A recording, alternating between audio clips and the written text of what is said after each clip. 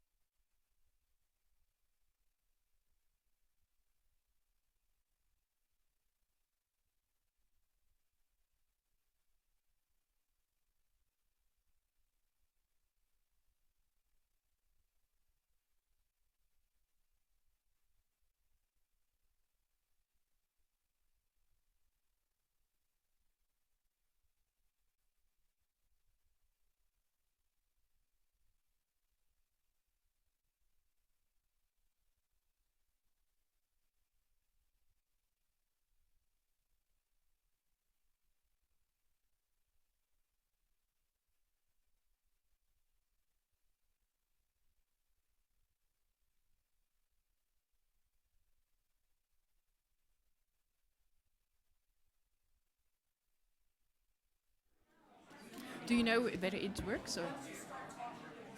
Oh,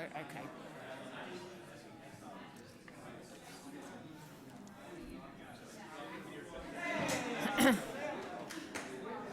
Good morning. Can I ask everyone to sit, and we would like to start?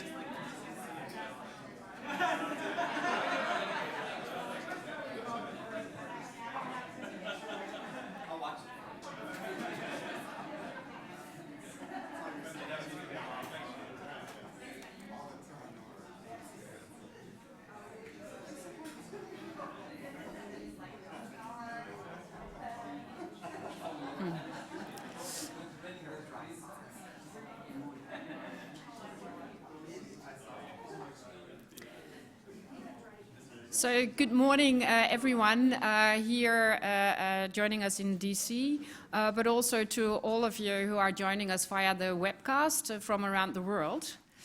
My name is Judith Lichtenberg. I'm the Executive Director of the Global Network Initiative.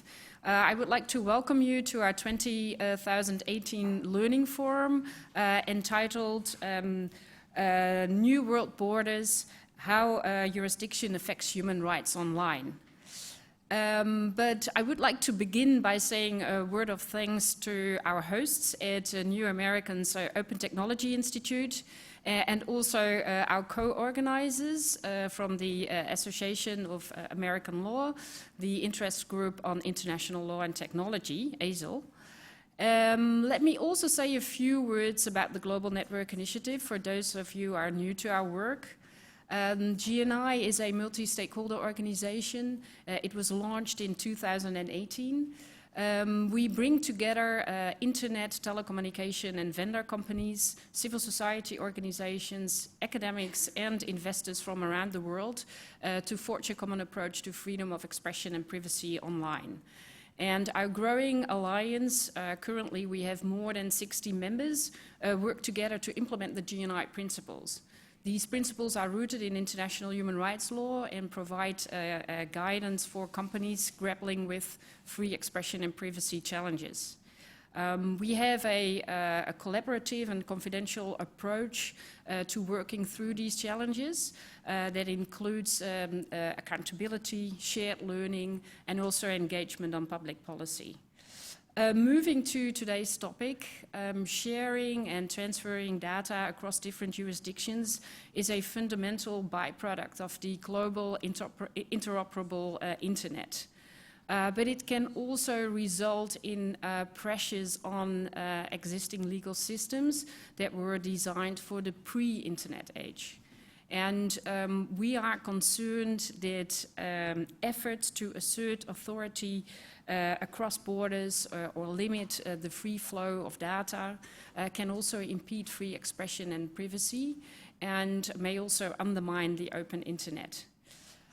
So thank you again for joining us here today.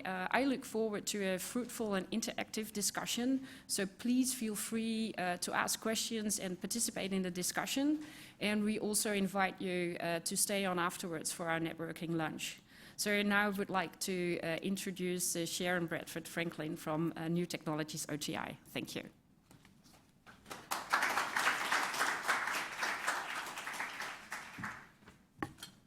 Good morning.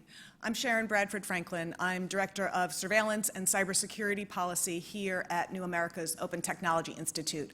I have the opportunity to moderate the first panel, so I will save most of my talking for then. But I just wanted to take this moment to say two things. First, OTI, as a relatively new member of GNI, is so glad to be able to co-sponsor today's learning forum with GNI and with the American Society for International Law. OTI works to promote an internet that is both open and secure and also rights protective. And both of today's panels cover issues that are important to OTI's work. So we really appreciate the opportunity and ability to work with and through the GNI multi-stakeholder process to promote policies that protect freedom of expression and privacy online. And second, on behalf of New America's OTI, I want to welcome everybody and thank you all for attending, those in person despite the weather, and also welcome all of you watching the live stream of today's panels. Thank you.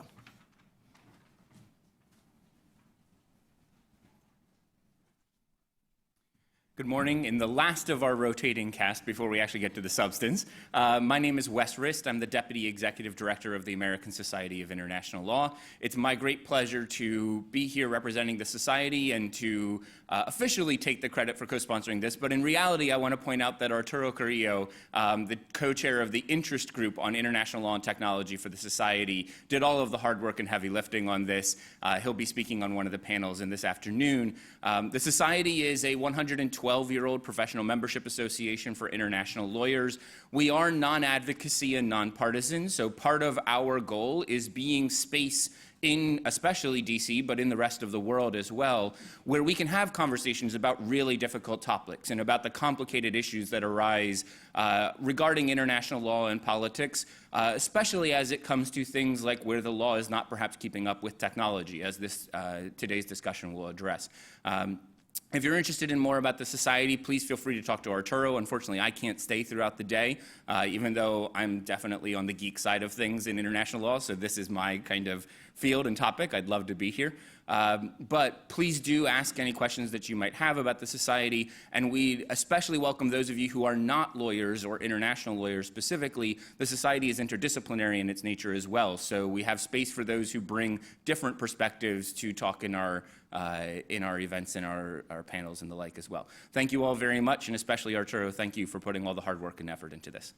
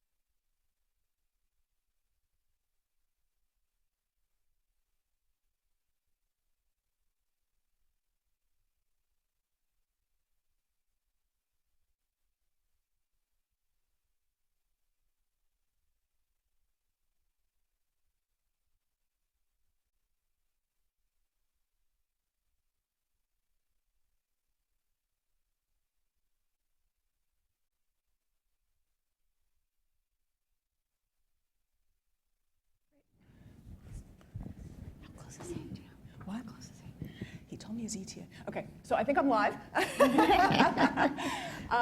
And welcome. I think, great. Our final panelist is just going to get mic'd up while I start talking, but he doesn't need to hear the introduction, and he will join us on stage in plenty of time to talk. So thank you all again for joining us today. As I mentioned before, I'm Sharon Bradford Franklin, Director of Surveillance and Cybersecurity Policy here at New America's Open Technology Institute. And I appreciate your joining us for our panel here on cross-border access to data. So in our interconnected world today, we are seeing growing numbers of situations where law enforcement officials in one country want to seek access to data that is held, electronic communications data that is held by a provider in another country.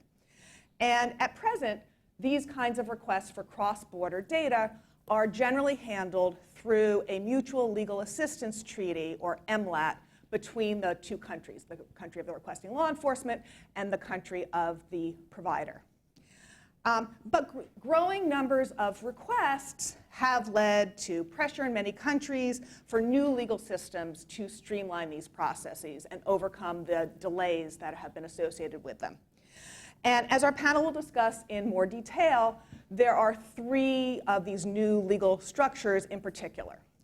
First, here in the United States, our Congress enacted something called the U.S. Cloud Act last March. Sort of a clever acronym, stands for Clarifying Lawful Overseas Use of Data.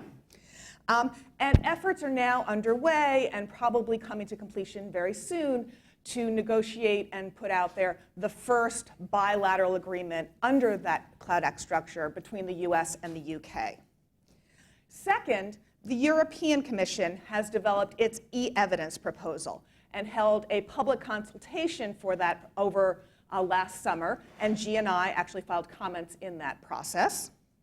And third, there's a closed process through the Budapest Convention on Cybercrime to develop an additional protocol. And that process began last fall and is scheduled, as we understand it, to come to completion by the end of 2019.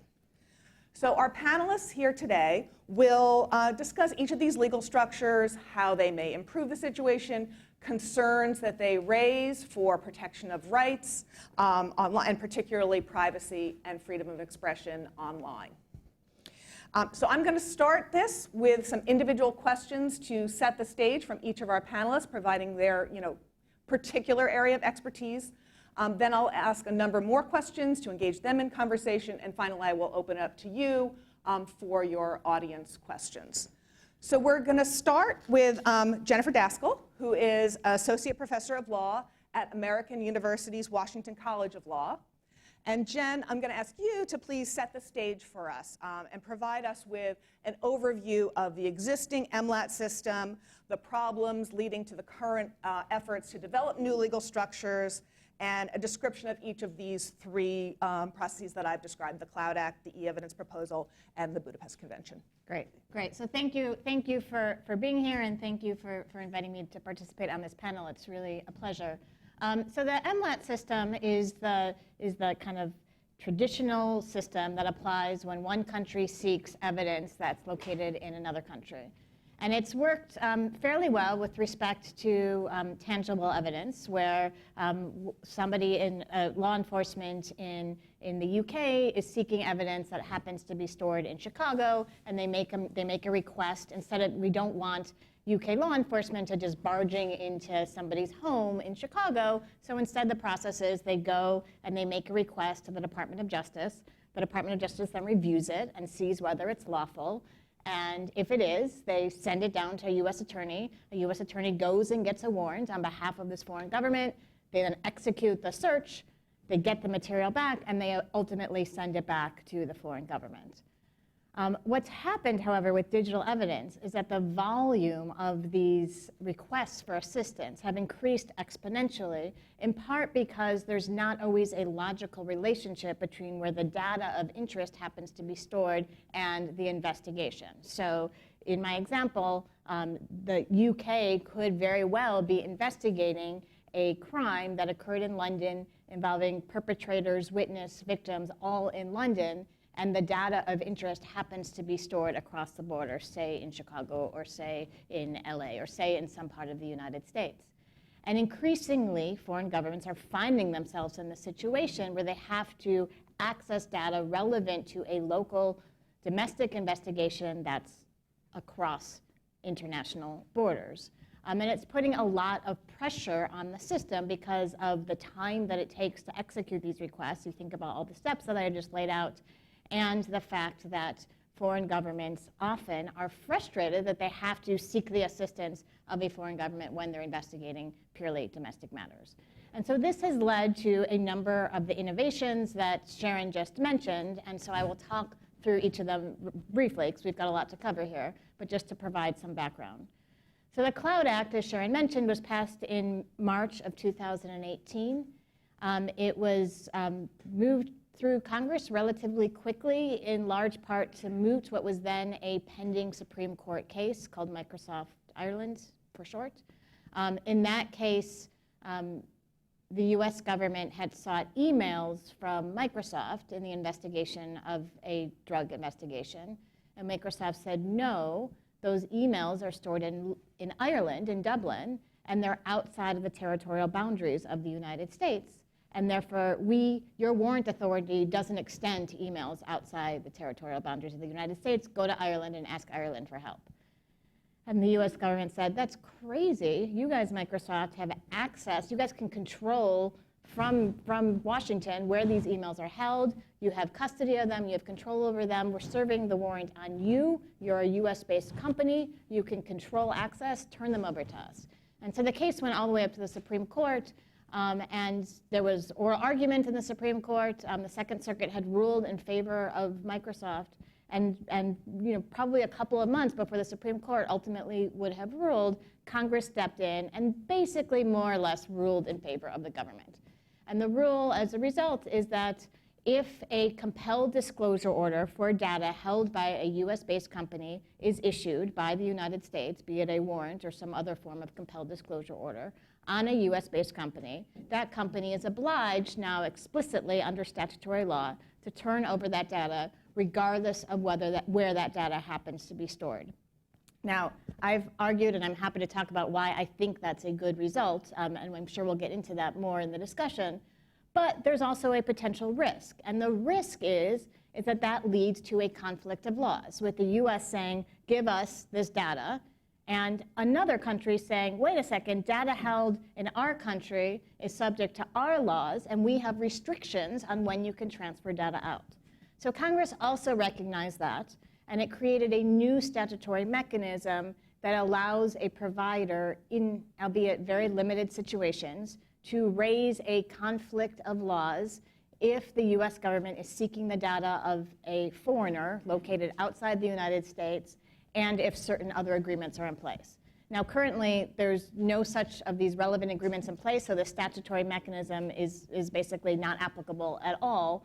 But Congress also, in a savings clause, but it still think that it's important, mentioned that providers still have the right and the opportunity to raise what are known as common law comity claims, which is a very legal term, but basically same idea. If there's a conflict of laws, and if the provider will be stuck in a bind by having to comply with one law in the US and another law in another country, and those laws conflict, providers can go back to the judge and move to have the order modified or quashed. So that's part one of the Cloud Act. Part two of the Cloud Act deals with another provision of US law that says US-based companies are prohibited from turning over communications content directly to foreign governments. So anytime the UK law enforcement, in my initial example, wants emails of a UK citizen in the investigation of UK crime, they have to go through that kind of long, laborious MLAT process that I just laid out at the beginning. That's become a huge source of frustration for foreign governments. And so the second part of the Cloud Act seeks to alleviate that to some extent. What it does is it authorizes the US government to enter into executive agreements with foreign governments. And pursuant to those executive agreements, those foreign governments would be able to bypass the MLAT system when they are seeking the data of foreigners outside the United States, and subject to a number of specific requirements, and be able to make requests directly to US-based providers without having to go to the US government. There are a number of requirements set out in the statute that these requirements, I want to be very clear, set a minimum floor of what these executive agreements have to include. There is nothing in the legislation that precludes the United States from establishing executive agreements that have heightened protections in the actual executive agreement. But in terms of the minimum protections that are set out in the statute, there are things like, first of all, the countries themselves have to be evaluated for meeting rule of law and basic human rights standards. And then each request has to be particularized. It has to be legal, meaning that it has to be authorized by law. It's only for serious crimes. There's a requirement to review or oversight by a judge. There's a mechanism that basically requires the government to allow the US to do some sort of auditing of the request to make sure that these requirements are complied with. And there's minimization requirements that the government has to meet that are designed to protect against the dissemination and undue retention of US person, meaning US citizen, and legal permanent residence data. All right, that's the Cloud Act. Very quick, lots of information. I apologize if I'm going too fast, but there's a lot to kind of get through on this. Soon thereafter, the EU completed totally independently its own process, and this led to drafts. Now, these again are drafts, they're not law like the Cloud Act, a draft e-evidence regulation and a draft e-evidence directive. And these seek to address this analogous problem within the EU that EU member countries were increasingly finding themselves having to make requests across borders within the EU to get evidence. And so they authorize an issuing judge, or in some cases an issuing prosecutor in state A, to go directly to a provider in state B and make a request for data.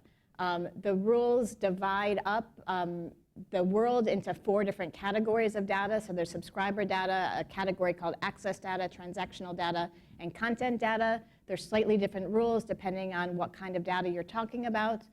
Providers are obliged under this draft to respond within 10 days in normal circumstances, or 6 hours in cases of an emergency. And there are as well in the draft e-evidence proposals a mechanism for providers to object based on a conflict of laws.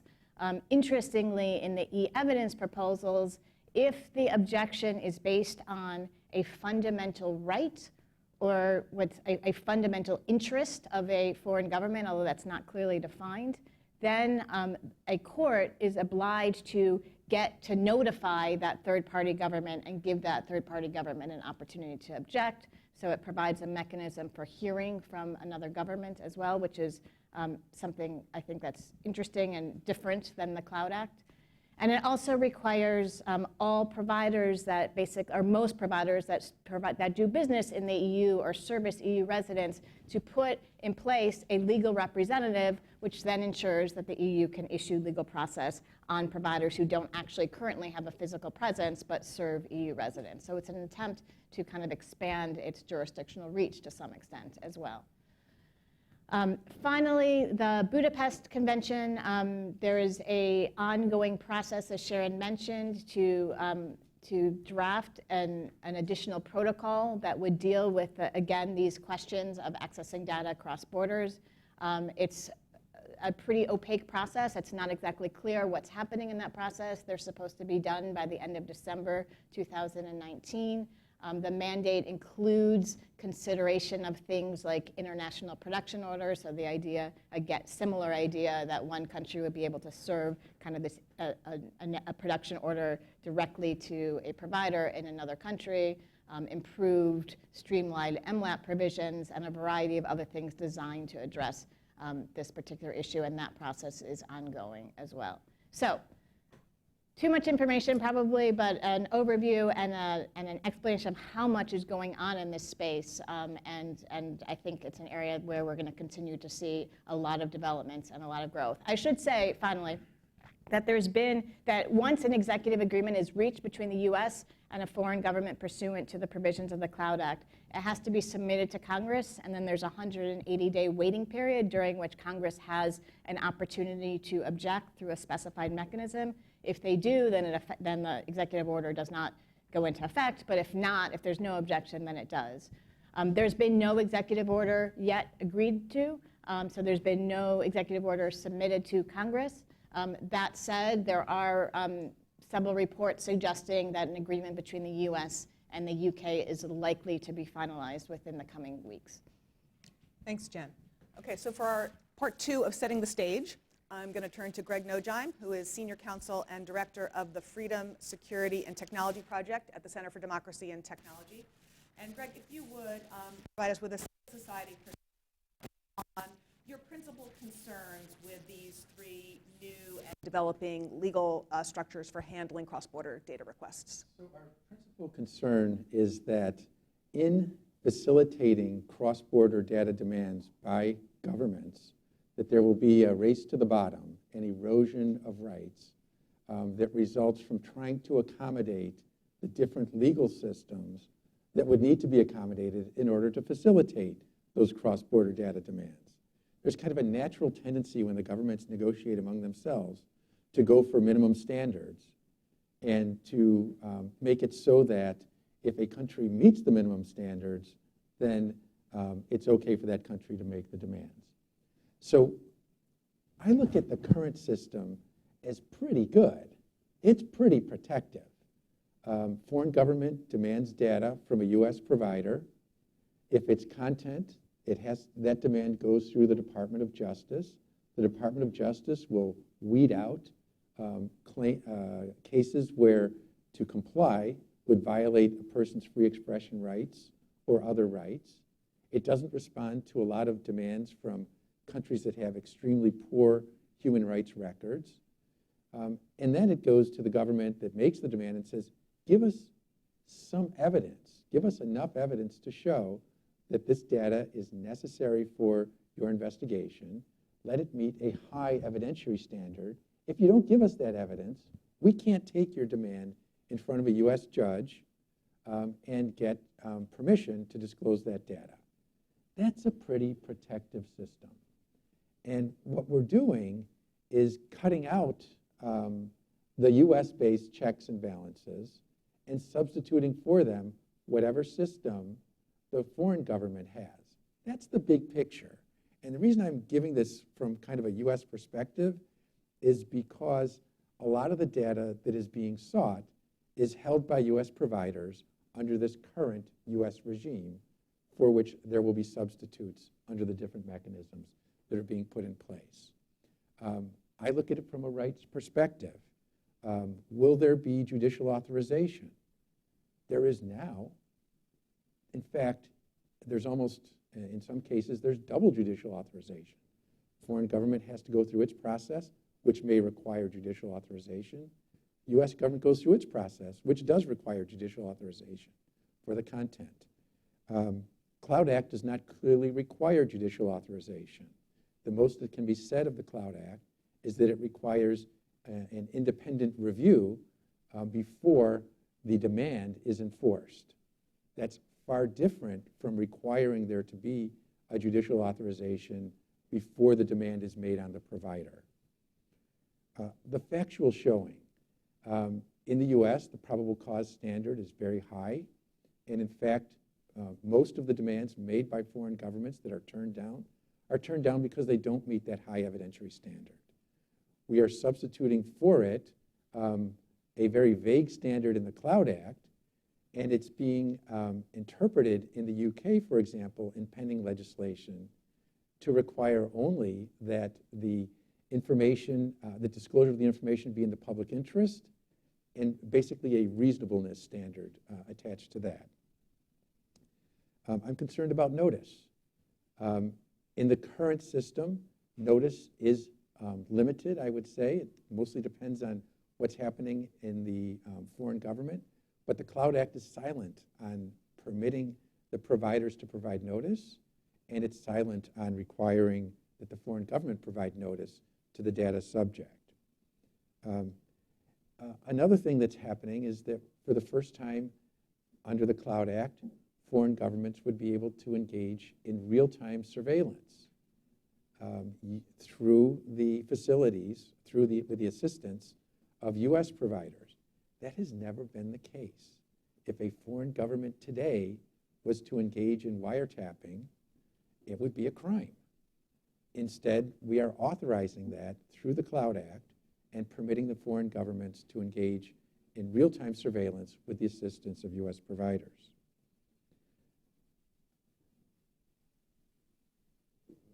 The Cloud Act also has an insufficient protection for free expression. A lot of demands from foreign governments today that are turned down, even if they meet the probable cause standard, are turned down because they don't meet free expression standards, both the US standard and internationally recognized standards. The UK, which is first up for one of these Cloud Act agreements, has a number of statutes that raise very serious free expression concerns. It's a crime to send grossly offensive information over the internet. What's offensive to one person might not be offensive to another. And besides, going through life, there's a lot of offense going on. That could shut down half of Twitter. It's also a crime to disclose official secrets. An official secret is something that the government believes is secret, but that the person who makes the disclosure, who could be a journalist, might regard as news. And that person needn't ever have promised not to disclose secrets. So it's not like you've signed an agreement where you will protect classified information. It's that you're a journalist. Somebody's leaked information to you, and you want to disclose it because it's important to the public debate.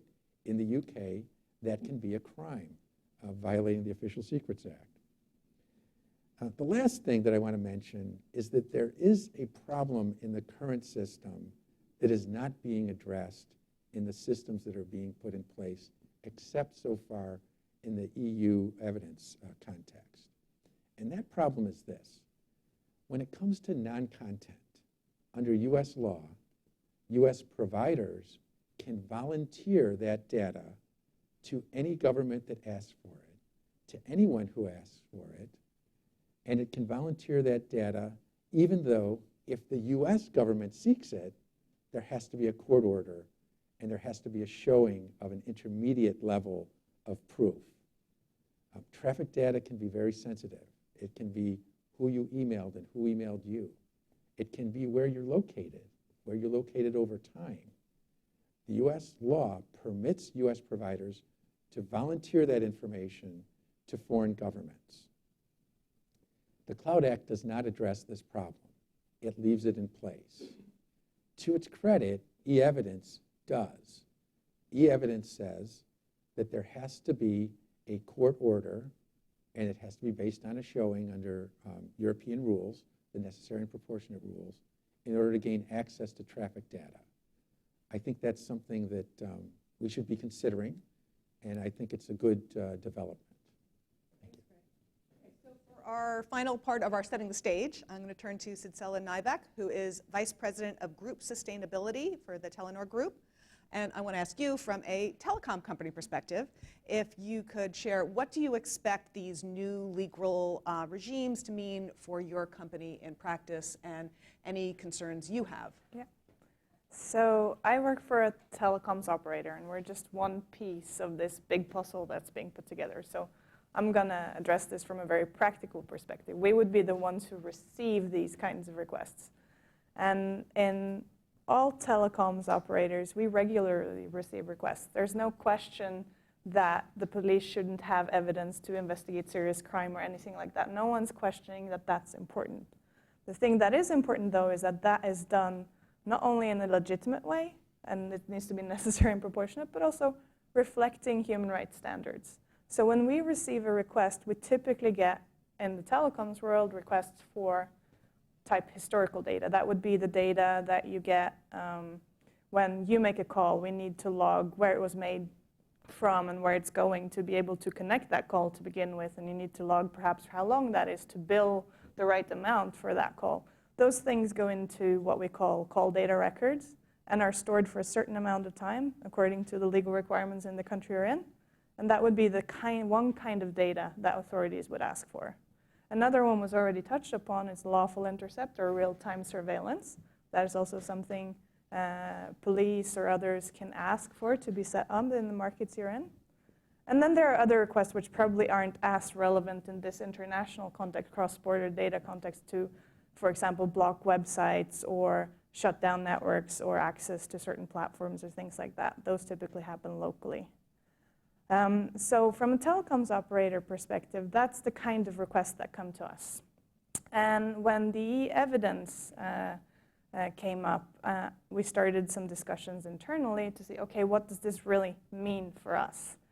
And I spent a lot of time talking to particularly our European colleagues or Scandinavian colleagues in the Telenor group, how does this work in practice today and what will this mean going forward?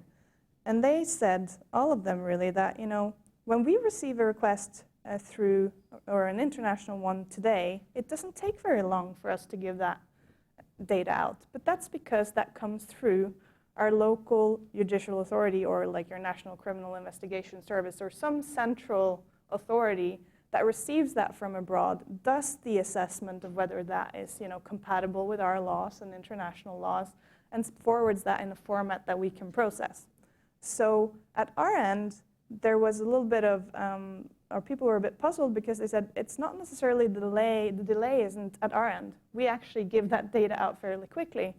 So then the question becomes, okay, so if you really want to address evidence being moved faster, maybe loading all of that responsibility on the operators isn't making it faster, but isn't making it slower. So that's one of the things that we've spent a lot of time discussing. So you have, on one hand, the sort of principled things about legitimacy, necessity, proportionality, and also, of course, oversight. But then you have the very practical realities. And for us, if any government in the EU can come directly to us, then would we then have to sit and assess, okay, is this request legal in, say, Norway, where Telenor is headquartered? Is it, or is it not? Is it legal in the country that's sending this? Even more practical, is the authority that's sending this to us the right authority? Can they actually send it to us?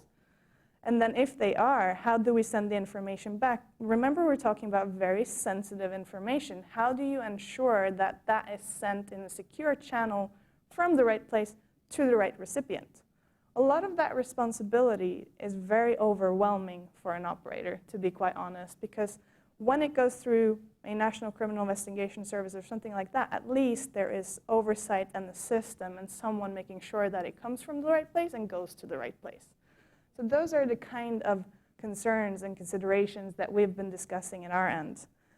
And I think, to be very clear, no one is arguing that we don't want a faster system. I don't think that's the problem at all. We're more asking, is this the right medicine for the pain that we're experiencing?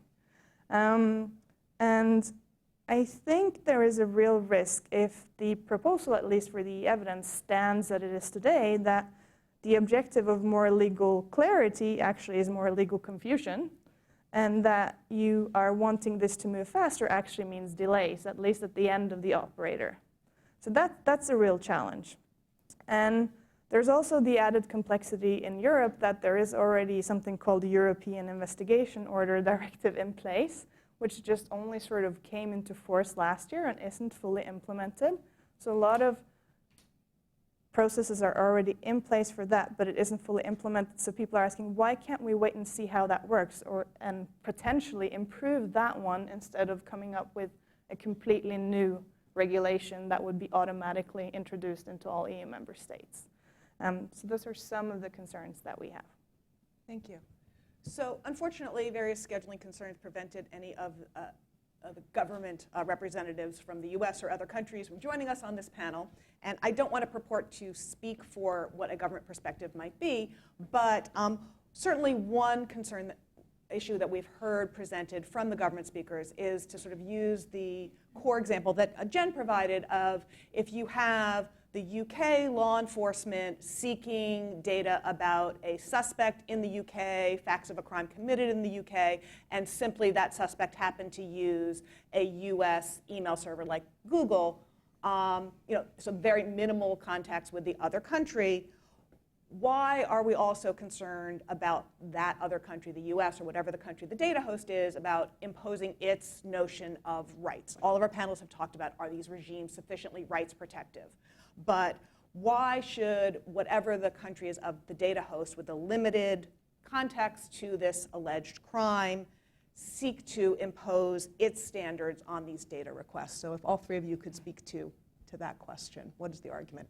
Greg, you seem to want to start. Greg's ready to go. That's the strongest case for departing from the current system. Okay, that's the strongest case. And one might say, well, what's the U.S. interest in looking out for the rights of the British person whose government is seeking his or her data? It's very limited. And I would say that if the UK had come to the United States and said, we'd like to be able to address this case, it would make sense, it would make more sense in that context to yield to that demand and say, okay, UK, you're a democratic country, your people have chosen your representatives have chosen what laws will apply to your people. We're going to be sympathetic to this case and allow those laws to apply. Certainly we want to have the highest standard as we can. We've criticized the UK laws for not being sufficiently protective. In fact, the groups in the UK characterize the leading legislation there as the Snoopers Charter. So that battle can be fought out in the UK. I'm worried about the other scenario, though, because the UK did not come to the United States and ask for that permission. It said, we want to apply our Snoopers Charter worldwide. How do they do that? By getting access to the worldwide user base of the US tech companies. So this is not just about that domestic, wholly domestic scenario where I think there's a sympathy that could be involved. It's about the UK and then other countries getting Cloud Act agreements, making demands for data under their own laws for people around the world, for anyone, anywhere, except under the Cloud Act, for an American or for a person in the United States. So I think you have to look at it through that perspective because that's what the law says. It doesn't say this is to address the wholly domestic case. Do either of you want to add on to this one? Or? Sure. Yeah, no, I will defend the UK a little bit in response and defend the perspective, the governmental perspective here a little, because I do think that, two things. I think that the problem of countries investigating domestic crime is a huge problem, and the ability to access digital evidence in a timely manner, which is important to the vast majority of basically every kind of case now, is also a huge constraint in being able to investigate. And it's not, and I also think we should be clear that these rules apply in situations where partnering governments are investigating a criminal offense that has been committed over which they have jurisdiction that is defined as a serious offense. So it's not as if governments are given permission to just kind of willy-nilly access data of anybody around the world. That said, and as we've talked about, I think it's very important to put in place protections that set rules about when and how this type of evidence can be obtained. And I also think, and Greg and I have had a long-standing disagreement about this, that and it's at this point I mean the Cloud Act's passed, so it's kind of moot at this point. But my view has long been that there is absent something like the Cloud Act or other ways to alleviate pressure, whether it's e-evidence or something better than e-evidence on the table, that you really incentivize countries mandating localization as a means of ensuring access and control over data. And once that happens, countries like the U.S. and groups like Greg's and a lot of the groups that are represented in this room in this room right now have very little leverage in terms of the rules that apply. And there is an opportunity here to use the fact that the U.S. is host to so much data of interest to the world to set standards that have the opportunity of elevating rights protections rather than lowering them. So that's just an empirical dispute that Greg and I have as to whether or not... We don't have a dispute about whether there needs to be a solution. We've accepted that the current system is not going to scale to meet the demands and that foreign governments have legitimate interests. We don't have a dispute about that. The dispute is whether the Cloud Act meets international human rights standards. And in our view, it comes up short. And in our view, it's a step backwards from the current standards that apply. And I just want to emphasize one last point, which is the Cloud Act sets minimum standards that these agreements have to meet.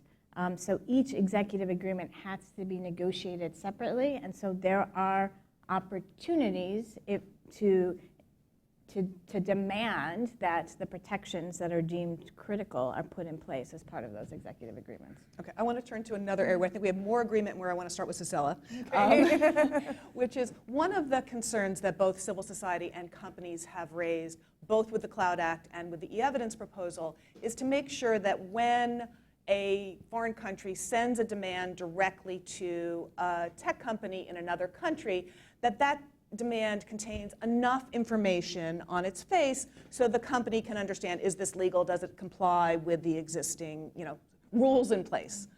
So if you could start us off, first of all, what kinds of information do you want to make sure are in those requests and improvements that you might want to make sure are implemented that are not necessarily on the face of the Cloud Act or the e-evidence proposal, and then why is that so important? So if you would start us off, and then Greg and Jen may want to chime in on that as well.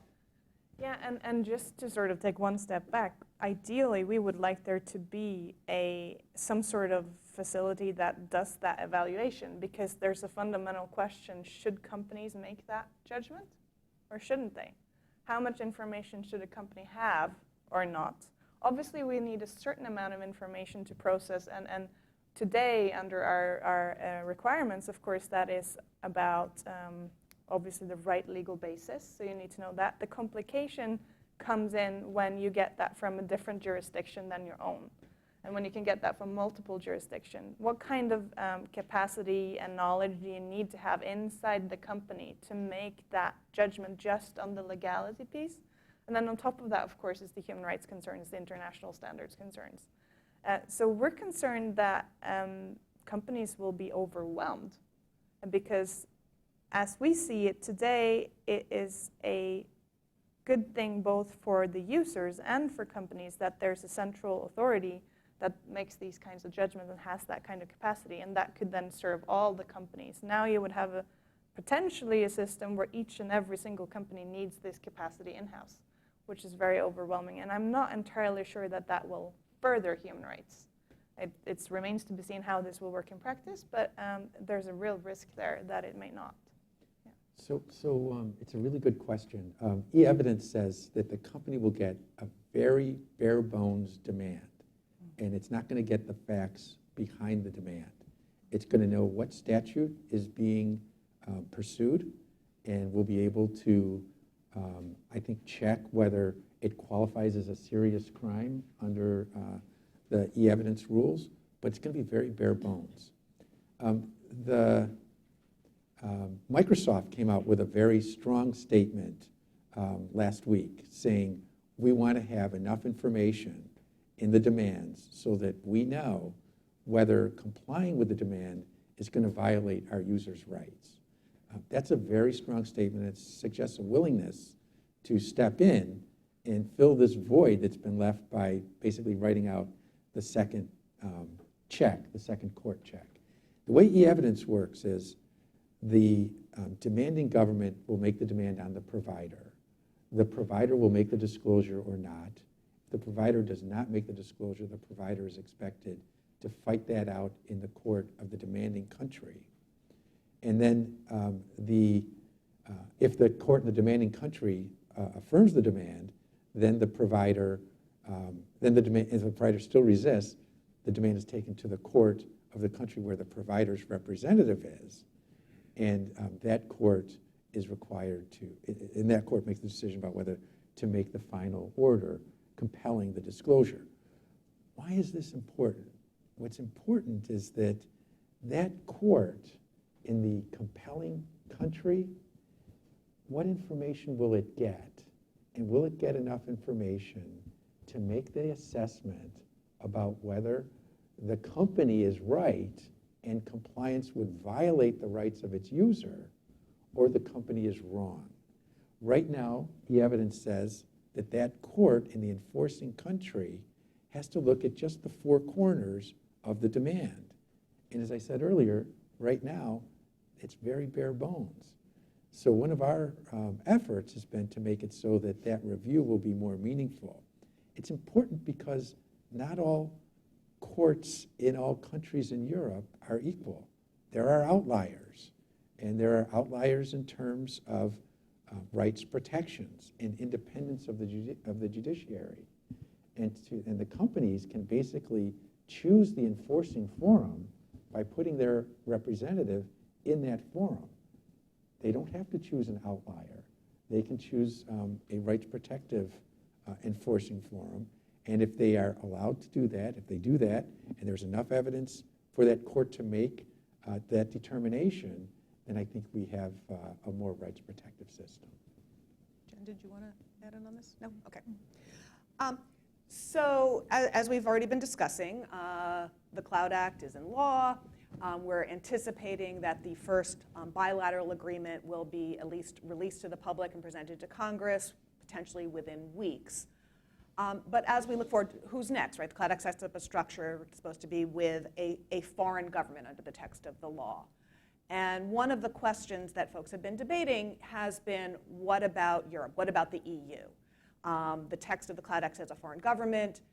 Can or should the EU negotiate with the US for some kind of overarching framework? What would that look like? How would that comply with the text of the Cloud Act? So I wanted to ask our panelists for your thoughts on this. Is this a good idea for there to be some kind of EU overarching framework? How would it work? What are concerns that raises? And this time we'll start with Jen.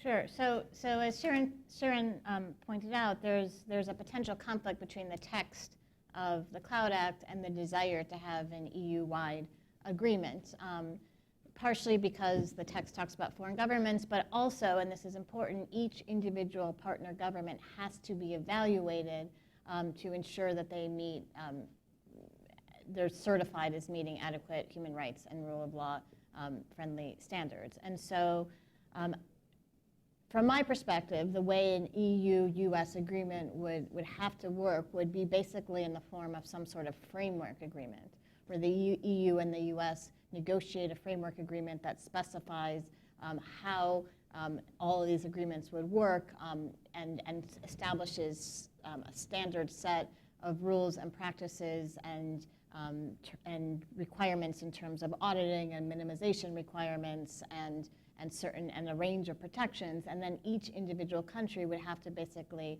be evaluated to determine whether or not they met the standards that would allow them to participate.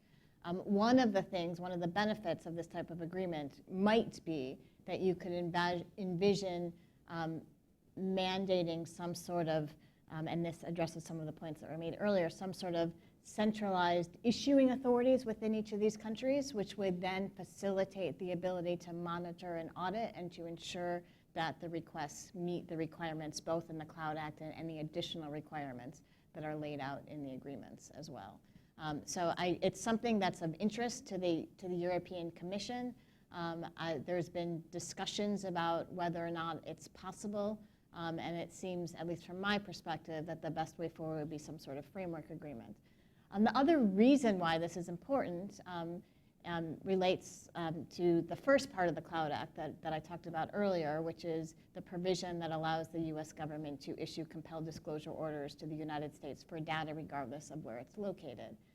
That provision also potentially runs into a conflict with another piece of EU law, the General Data Protection Regulation, which prohibits transfers of data outside the EU unless certain exceptions apply.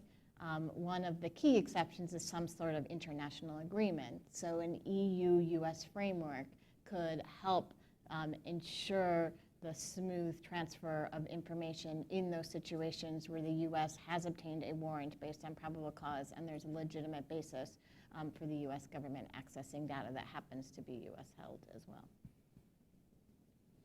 Anyone else want to comment on that? So there won't be an agreement, a Cloud Act agreement between the United States and the EU because the Cloud Act doesn't permit that.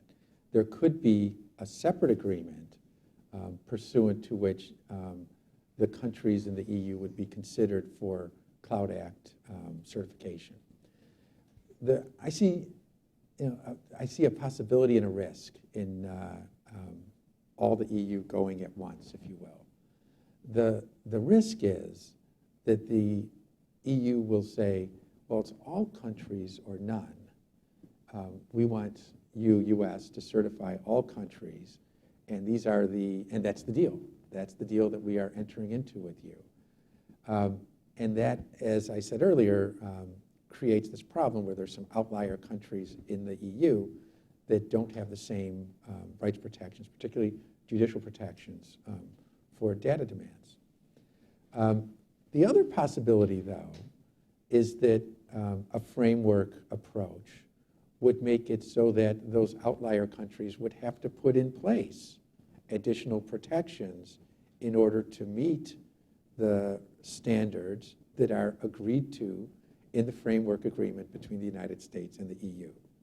So it could work out in a good way.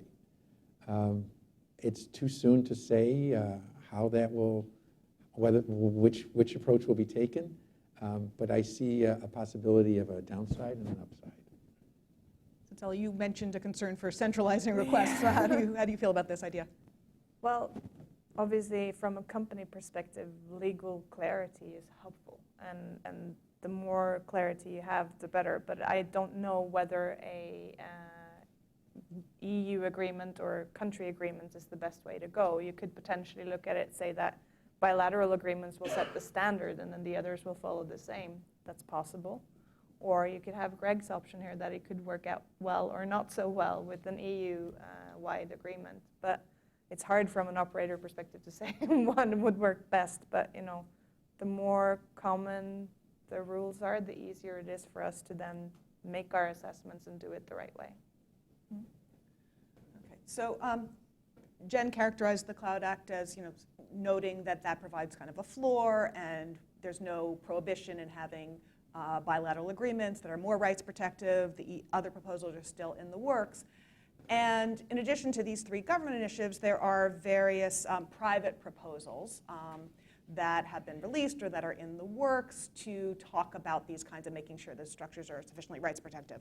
The Internet and Jurisdiction Policy Network, in which several of us are participating, is a multi-stakeholder process that's grappling with some of these issues and trying to make sure that these law enforcement demands will be sufficiently rights protective. Greg mentioned that, I think it was just last week, Microsoft released a document entitled 6 Principles for International Agreements Governing Law Enforcement Access to Data, and that some of the things included in there were calling for right to notice, prior independent judicial review, and transparency. And then back in April, shortly after the Cloud Act was enacted, Dropbox actually posted a blog piece also outlining a call for a more rights protective implementation of Cloud Act. So my question for the panelists is, what role do you see for these kind of private statements of principles and development of policies, and how can they be most helpful in making sure that these new legal regimes are in fact rights protective? To my mind, the most important moment of influence is before the legislation is adopted. In the case of the United States, as Sharon mentioned, the Cloud Act is already law. In the case of the EU, the e-evidence regulation is not law, and it's a proposal. I think that if the statements from Dropbox and Microsoft form the basis for what came out of the Budapest Protocol discussions or e-evidence, they would be better than they otherwise would be. I think that for both for civil society and for companies, there comes a moment in every legislative battle. Legislation is presented to you, and you have to make an assessment. Are you going to support it or oppose it? Does it meet the standards that you said it should meet, or does it fall short? If it falls short a little bit, what do you do? And so I think that those statements are useful for setting some of the parameters of the debate. We've certainly made our own statements. But when push comes to shove, what's important is a lot of pushing and a lot of shoving in order to get the protections that you're seeking.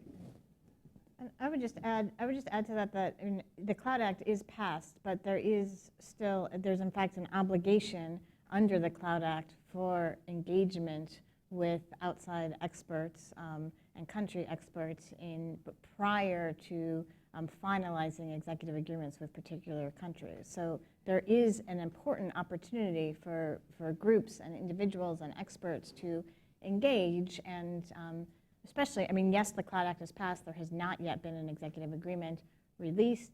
There are a number of things that several folks in the room have been pushing in terms of additional requirements that various individuals and entities would like to see. One of the things that I think is critically important is, as I said, the Cloud Act envisions some sort of auditing mechanism, which is kind of innovative and new. It's something that's a step up from the MLAT system. So under the MLAT system, once that data is turned over, the US has no say whatsoever in what happens to it. The Cloud Act actually provides an opportunity to set limits on how that data is used and then to check. That to me seems like a real opportunity and a place for continued engagement and an opportunity to ensure and to push that those auditing mechanisms are employed and that they're employed robustly. I'd like to pick up on the point of engagement, and also I think these kinds of statements that came out last week, for example, it's important for the debate and for more of us than just the ones sitting sort of dealing with this every day to have a discussion about what this actually means. And that hopefully, if you're entering that debate at the right time, you can actually shape that legislation for the better. But you're right, it's very difficult. There's a point in time where you have to decide whether you should push anymore or whether that is already gone. But for example, the point about transparency is very important. I think I'd like to see more debate around that. Like, how can companies be transparent? What can we be transparent about? What would that look like, for example? So another concern that has been raised, and people have touched on it here, but it's certainly central to GNI's work, is protections for freedom of expression. And there's an allusion in the Cloud Act to making sure that somehow that's protected, but it's a little bit fuzzy. So I'd like to ask each of you to weigh in on how you see freedom of expression being protected as these requests are made. How would companies know if a request was going to be violative of free expression? Improvements you would like to see either in the developing proposals or in the actual bilateral agreements that come out under Cloud Act to make sure that we have robust protections in that area. So Cloud Act says that orders issued under the Cloud Act shall not violate the right of free expression. It doesn't say whose version of that right we're talking about.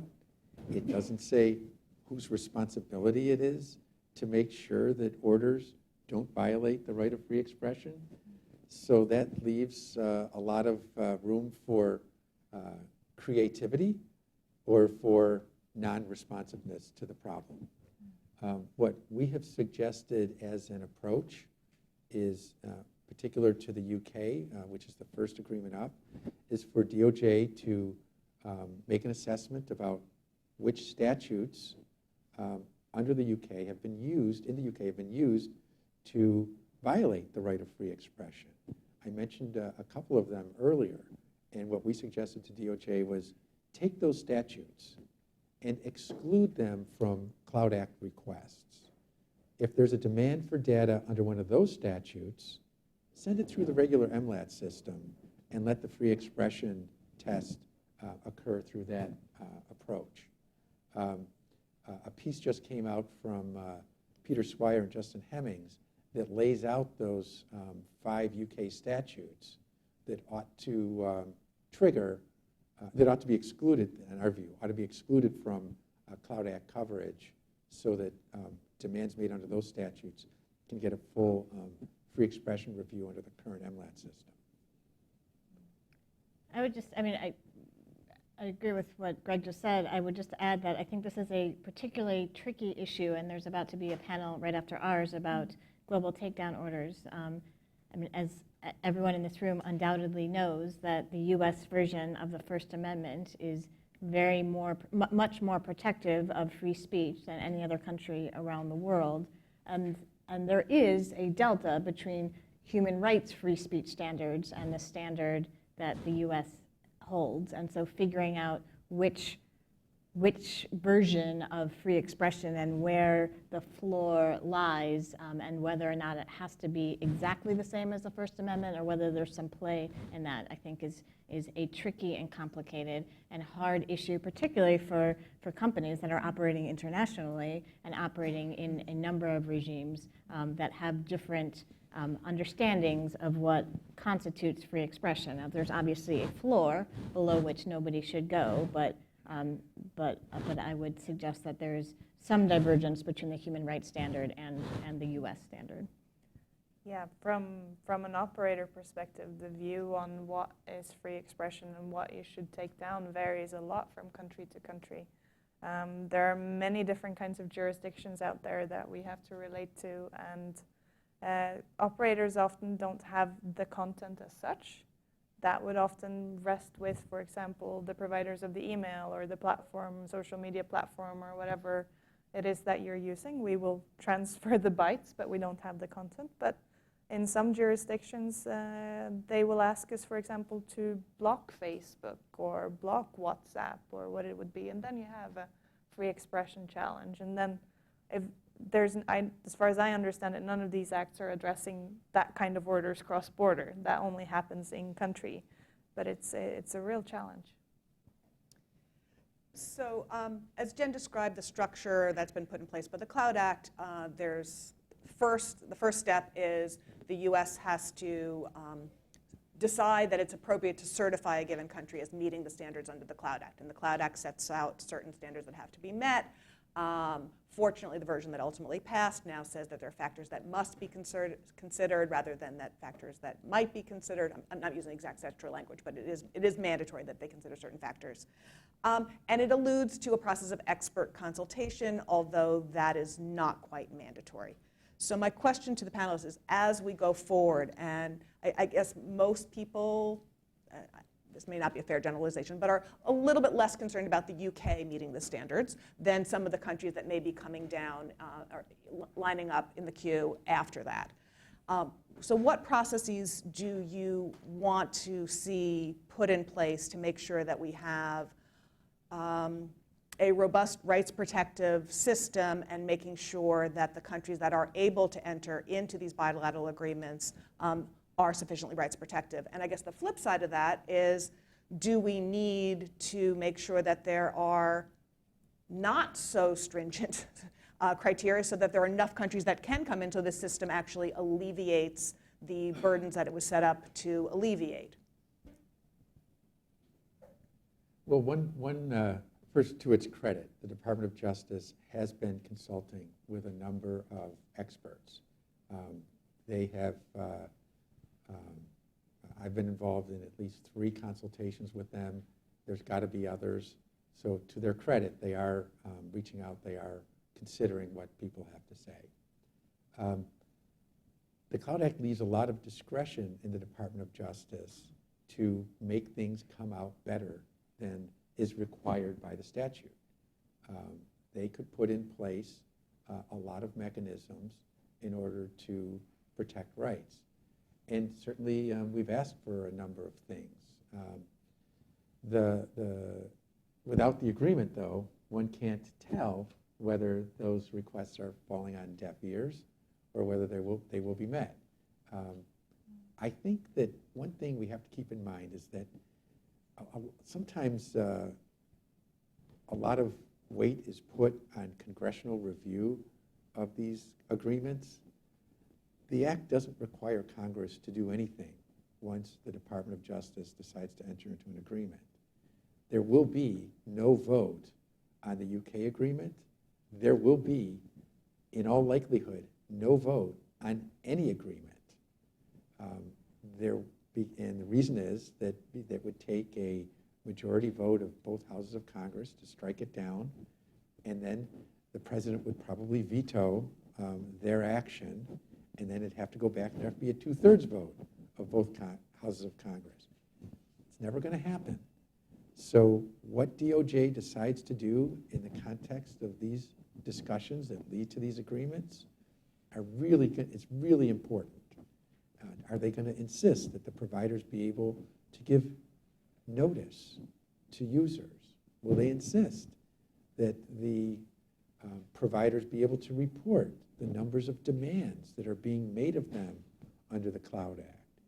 Will they insist that the providers, when they receive a demand that they believe compliance with which would violate their users' rights, that the provider can take that problem to the Department of Justice and have DOJ declare that that demand is outside the scope of the agreement? These are all left unresolved in the Cloud Act. They are opportunities, we would say responsibilities, for DOJ to step in and to protect rights. Do you want to add on? No? Okay. So I'm going to ask one more question to the panel. So folks who have, in the audience who may have questions can start thinking up your questions. I think we have people who have microphones can start getting ready to roll with that process. If panelists would, for the audience, a little bit compare and contrast cloud versus e-evidence in terms of the rights protection framework that we've really been talking about. Are there a couple of things you would highlight? I think Greg alluded to one, if you want to elaborate a little bit further, that he preferred in e-evidence, or things that you think are better in cloud. I'll mention just a couple real quick. Cloud requires judicial authorization. I'm sorry, e-evidence requires judicial authorization for traffic data, which data can be very sensitive. Where you were located, who you emailed, where you went on the internet. That's very sensitive data, and requiring judicial authorization is a good thing. And the Cloud Act does not address that problem. E-evidence has a provision that says that the provider has to respond to a demand within 7 days. That's a really short time. I think that's a big risk. It could make it so that providers comply with demands that they otherwise would evaluate more carefully about whether they were meeting the standards of the statute. It also creates a risk that the providers will prioritize the demands that are in their 6th day, even though there are more important, more urgent demands that are in their 1st day that must be responded to more quickly. I don't think having a shot clock is a reference to a basketball term. Having a shot clock on these demands is a good idea. There's also no provision in, I think, either piece of legislation about compensating the providers for the time that they spend in responding to these demands. And again, I mentioned earlier, I think that the e-evidence has a problem in that it doesn't give, as it's currently written, enough information to the providers so they can make an assessment about whether compliance would violate the rights of their users. And also, it doesn't give enough space for the enforcing court to take a second look at whether compliance would violate the rights of users. So I'm not an expert on the US Cloud Act, so I would just piggyback on the comments on the e-evidence. But I think industry has many of the same concerns that you just listed. I think the time that the pressure that you would feel is, and there's also the emergency clause in there with 6 hours turnaround time. That would be fine if it was a central authority that had done all the vetting and came to us. Then we could do that in 6 hours. If we have to do the evaluations within 6 hours, and bearing in mind all the things we've discussed today about understanding the different legal frameworks and weighing the laws and seeing if there's a conflict of law, et cetera, that's very short timing. And that's not a lot of time to turn around and make a proper assessment. I think the question of compensation also should be discussed because there is a risk where potentially countries could just fire off requests all the time if there is no cost attached to it. If there is some sort of cost to it, then that would be somehow, I guess, making them think twice about what kind of requests they're sending and for what. So, I mean, ideally, you would get a very specific request for a specific type of evidence that is needed to solve that case, not a blanket request for everything that you have, for example. So e-evidence says for content and traffic, it has to be a serious crime. Mm-hmm. So you wouldn't get the frivolous request for that. But it doesn't say that about subscriber information or access data. So there is a risk that you'd get a lot of frivolous requests for that data, and it would be the first thing that they ask for. Yeah. And also that it doesn't require judicial oversights for both categories, and we would like to see that for both categories, for example. So and a couple of other things that, just some differences that I think are worth noting. As I said before, the Cloud Act does put in place some limitations on how data can be used, disseminated, and what needs to be done with irrelevant, non-responsive data. I think that's important. A lot of discussion about in this area at large is focused on acquisition, and there's not enough focus generally about what's done with the data after it's acquired, particularly given how much information might be obtained. So I think that's really important. I think the provisions on auditing to ensure to have some sort of after-the-fact oversight to make sure that whatever standards are in fact put in place by the specific executive agreements are in fact being met is also critical. That also addresses to some extent how that data is ultimately used, and can also help with a number of the other things we've talked about here as well, in trying to evaluate questions about whether or not the data was used in ways that violate the right to free expression in other areas as well. So I think those are important provisions that are in the Cloud Act that are not in the e-evidence proposals. The e-evidence proposals, as I said before, they are much more specific as to how to deal with conflict of law problems. And unlike Cloud Act, give an explicit role for the foreign government who has the conflicting law. So in the situation, as I said, where the conflict is deemed to be based on either a fundamental right of the user or a fundamental interest of the government, which would presumably include security, but potentially other related interests as well, the court is obliged to provide that third-party country an opportunity to object. And if that country objects, the order can't go through. So much more solicitousness for the interests of other foreign governments in both protecting the fundamental rights of their own citizens and residents, and also protecting their own fundamental interests as a nation. And I think that's important as well. Thank you. Okay, so I want to open this up for audience questions. 3, though, advisories. First, please wait for the microphone because we are doing a live stream. Second, if you're comfortable, please do identify yourself and your affiliation. And third, mandatory, please ask a question. Okay, we're going to let Jason go first. Thank you. Thank you, Sharon. So Jason Gilmore from GNI. Greg, you mentioned that it's very unlikely that Congress will disapprove of these executive agreements that are presented by the executive branch under the Cloud Act, and I think you're right about that. But that doesn't mean Congress doesn't have a role to play. And in fact, we have an event later this afternoon called Forecasting the Cloud Act. I want to give a quick pitch. So that event will be happening in the Russell Senate Office Building in room 188 at 2 p.m. And we'll have a very distinguished panel of folks talking about foreign perspectives on the Cloud Act from a variety of different countries and constituencies.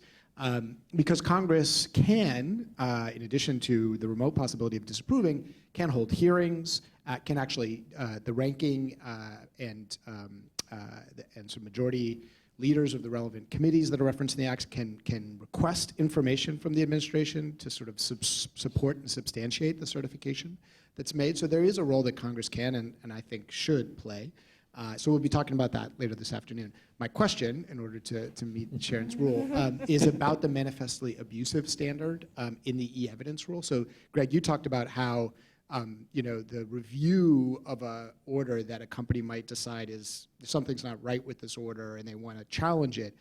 There's very little information that's provided in the 4 quarters of the order that's required. There could presumably be more information, but then on top of that, the standard that's set for a court to be able to invalidate the order, to side with a company, is that it actually has to be manifestly abusive of a fundamental right under the European Charter for Human Rights. And I don't know what that means, and I'm hoping maybe somebody on this panel has a better sense of kind of what kind of thing would rise to that manifestly abusive standard. What sort of scenarios would we be looking at where a company could successfully challenge an order and meet that criteria? I think that's just a great question, and I don't know enough about European law to say this is a scenario where it's manifestly abusive and this is one where it's not. It does make sense to me, though, to have a rule that says you can't comply if compliance would violate a person's charter rights. I don't understand why a standard would be any different. Why raise it above that level?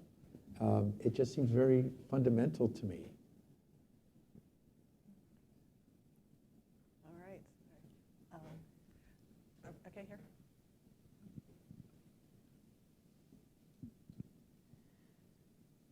Until we have adequate Fourth Amendment privacy protections for citizens and residents of this country, I can't see how we can in any way extend meaningful protections anywhere else in the world. Right now, consumers have no protections of the personal data broadcast over the internet without their authorization, data they have never posted or published. So there seems to be a contradiction in this discussion in terms of rights, privileges, and protections when there really aren't protections right now for users of the internet in this country. Their age can be posted without authorization, leading to age discrimination in job seeking, and that is actually quite prevalent right now. There are 20 years of their history where they've lived, what they've done in the past 20 years, broadcast without any authorization. And so my question is, how can you first implement a do not post and do not publish list to protect users who have no protections right now of their personal data before extending and even discussing privacy protections?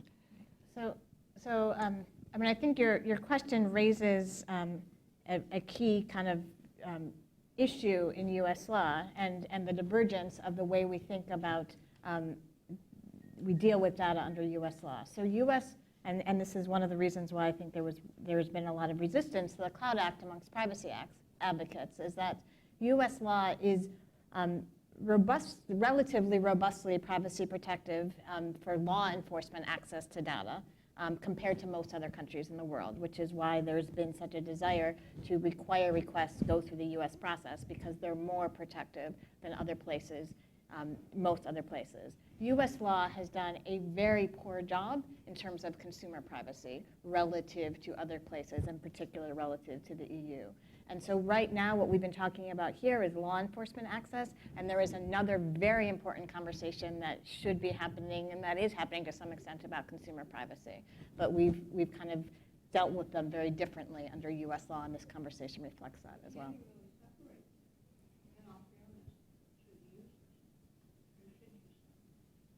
It's a very important question, because the information that companies have obviously have a huge impact on what law enforcement can get access to and governments can get access to more broadly.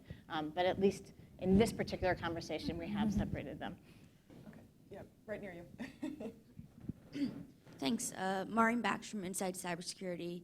My question is actually in terms of the intersection between privacy and security as well. There is an act, the International Crime Prevention Act, that some have promoted as a way to increase data security from hackers. And this is supported by senators like Lindsey Graham and the FBI. But I know that there are some concerns that giving the FBI permission to take down botnets, dismantle botnets, that can be used in cyber attacks, there are some concerns that might lead to the dismantling of or the removal of legitimate content. So can you address that? I think that may come up more in the second panel, but I'll let our panelists give a quick stat. I think that may be relevant to our next panel, I but was I going know to say, it's a panelists little want outside the scope of this discussion. I hope you can stay for that one and ask those panelists, but does anyone want to give a little quick? All right, we're going to punch that one to our next panel. Sorry. Okay. Actually, why don't we go there first, since you're on that side of the room, and then we'll come over here. Hi, Drew Mitnick with Access Now. Thanks so much for the session. So you talked a lot about the UK, the potential UK agreement in particular, because that is seemingly the first one that's going to come up. Just last week, the European Court of Human Rights ruled that, in part, that elements of UK surveillance law was unlawful. And there are further cases that would challenge the newer Snoopers Charter, elements of the Snoopers Charter as well. So my question is, to what extent do you think the Department of Justice and the other agencies involved in this process should be looking at things like the European Court's rulings, and how do you think that will kind of impact the process in general? Thanks. My frank guess is that they will consider it very superficially, and that they will mostly look to what the Cloud Act requires, as opposed to what the European courts are finding. That's my supposition. That court decision, which found a number of defects in UK law, follows a number of other court decisions that have found other problems in UK law. I think the Cloud Act process gives the Department of Justice some leeway to address those problems. I'm not confident that it will. My read of this is slightly different than, I do think that the US government is quite aware of the European Court jurisdiction and takes it quite seriously. My understanding of the ruling is that it's focused mostly on bulk surveillance, and which is not authorized by the Cloud Act. So I think DOJ would appropriately say that the particular issues that were addressed by this ruling do not impinge on the ability to go forward with the Cloud Act agreements. But my view is that if there were a ruling that directly impinged on something that the US were negotiating with the UK, my guess is that the US government would take that very seriously, as would the UK government. Okay, I was recognizing the person over here.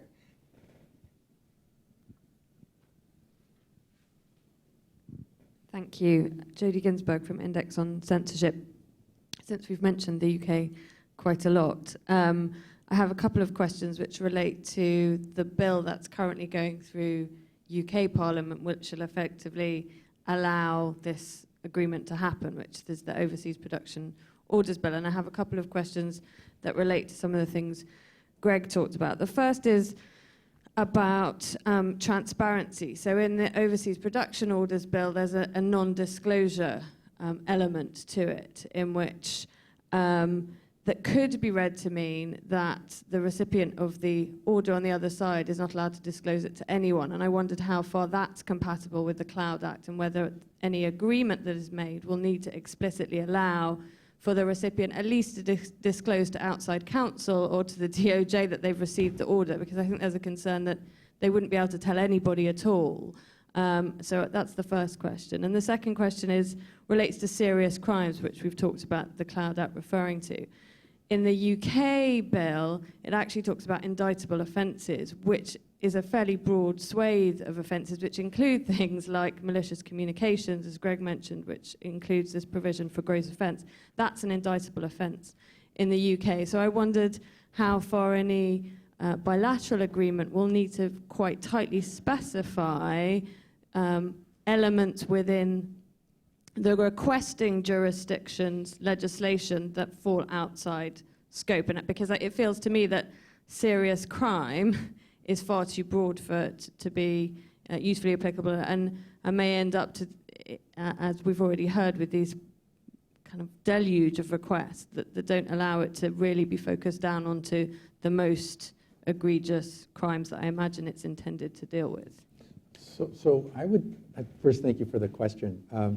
The breadth of the overseas, I'm going to call it the overseas crime bill. The breadth of it is, as you said, it's not limited to serious crimes. The demands that can be made under the Cloud Act are limited to serious crimes. And the UK has a definition of serious crimes. I believe it requires that for the first offense, the maximum penalty must be at least 3 years in prison or more. That's pretty serious. So I would suspect that if demands were made that were not on serious crimes, that they would be turned down, and that the agreement is going to have to clarify exactly what a serious crime is.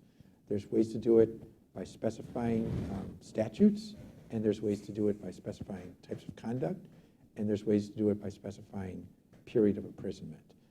We don't know how they will define serious crimes. It's always been an open question.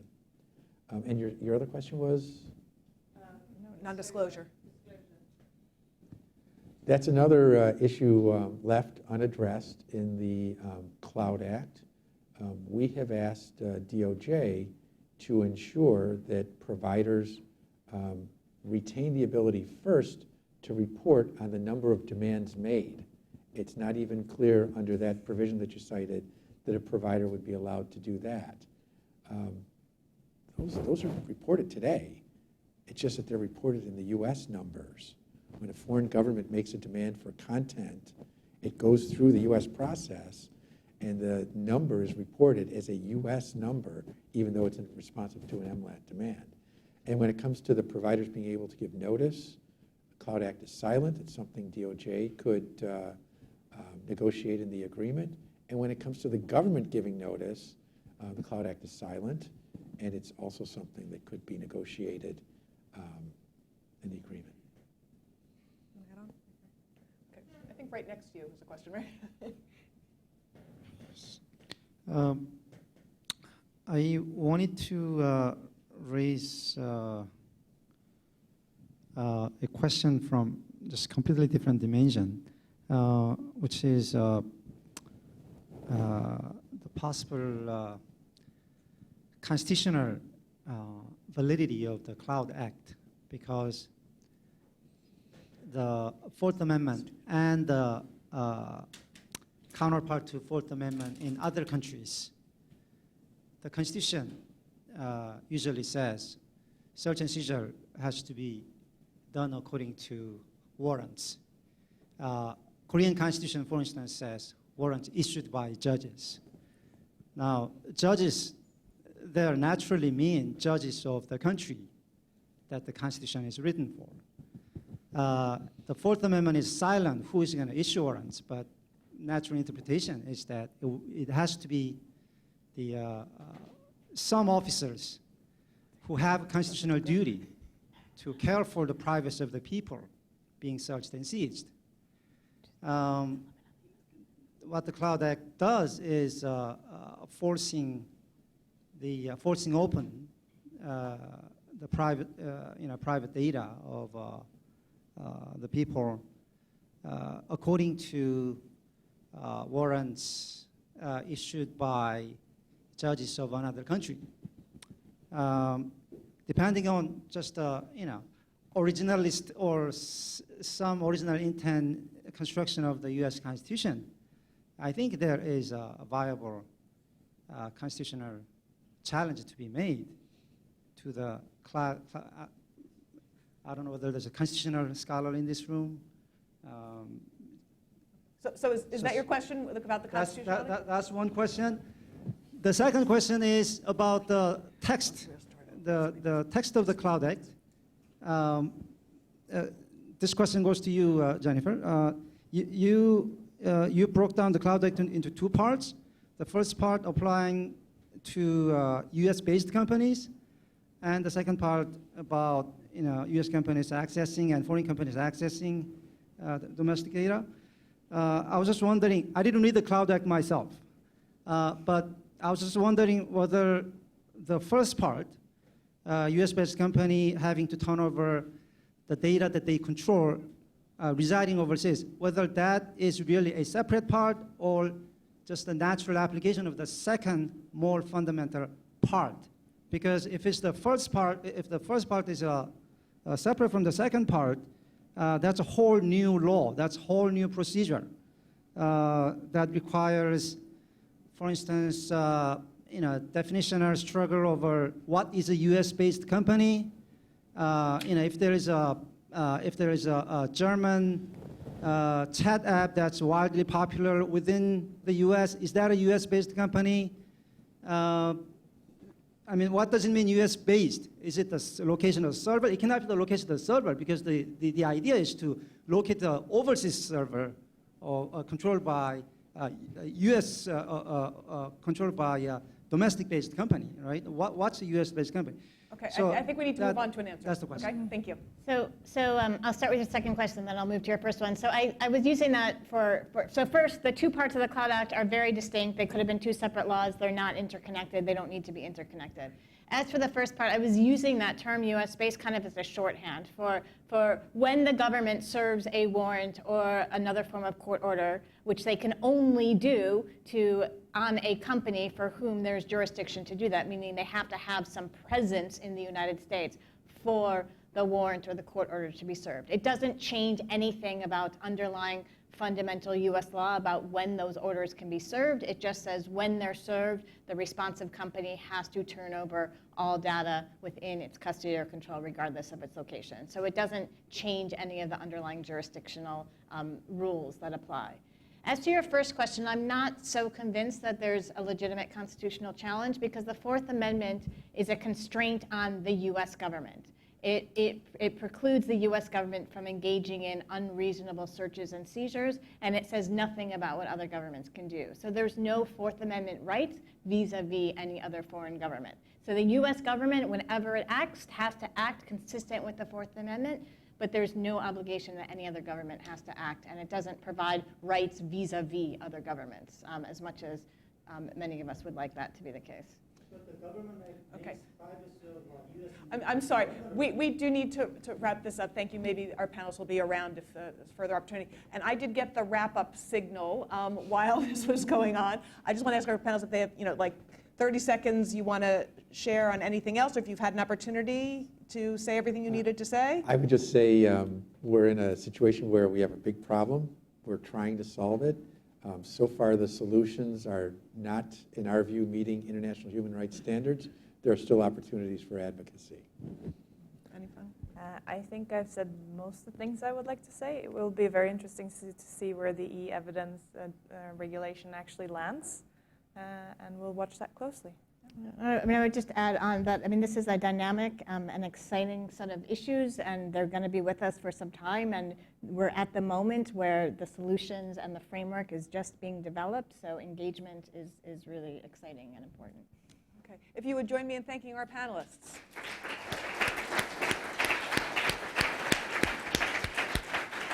Okay, I think we have a short break on the schedule now and there's coffee and pastries in the back, and then we'll start up with the second panel. Thank you.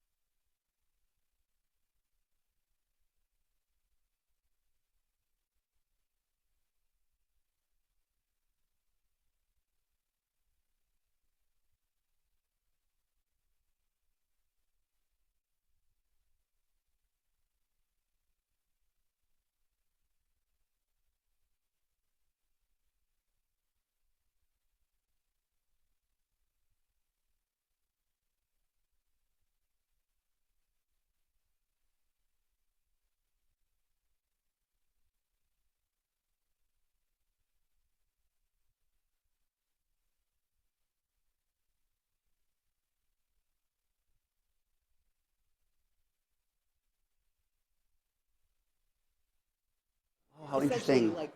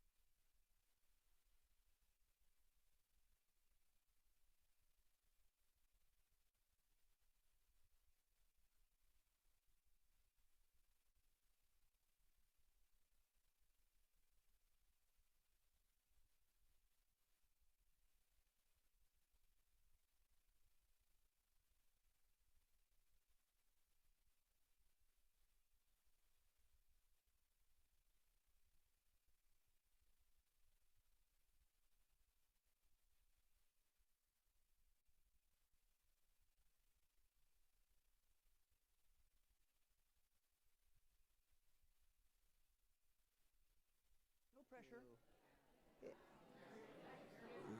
I'm really glad you sent that. Oh, nice. Table and everything. Yeah, it's useful. Table and everything, yeah. Perfect.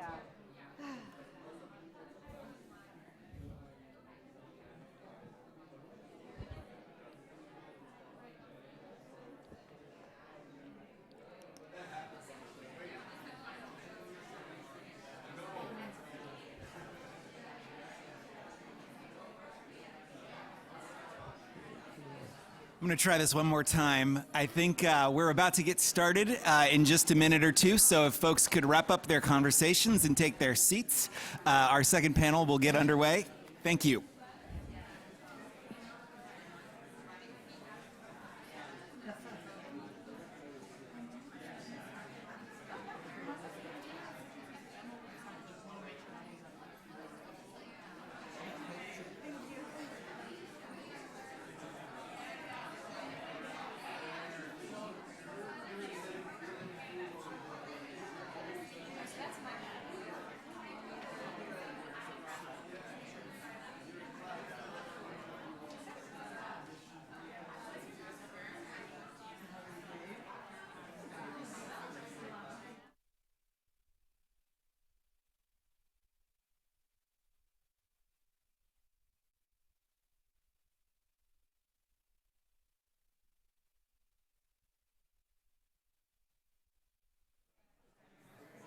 Hi, everyone. We're just about to get started for our second panel, so if everybody could go ahead and take their seats, we'll get started in just a minute.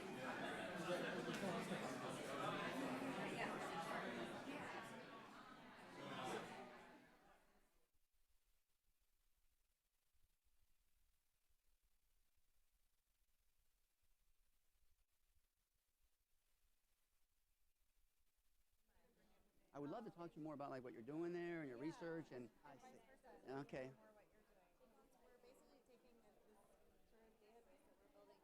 Yeah, the Cyrillics.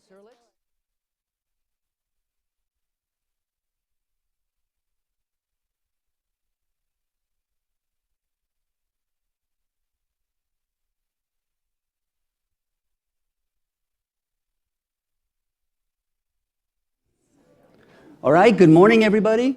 If you could start to take your seats, we'll get started with the second panel of the Learning Forum on how jurisdiction affects human rights online. My name is Arturo Carrillo. I'm a professor at GW Law School, where I direct the International Human Rights Clinic and co-direct the Global Internet Freedom Project. As you know, this panel is on global takedown orders. Global takedown orders are decisions by national authorities directed at internet platforms, often social media based, requiring the companies that operate those platforms to remove content or access to content deemed illegal in the country's jurisdiction, and often such that that content is no longer reachable from that country or other jurisdictions, other countries' territory as well.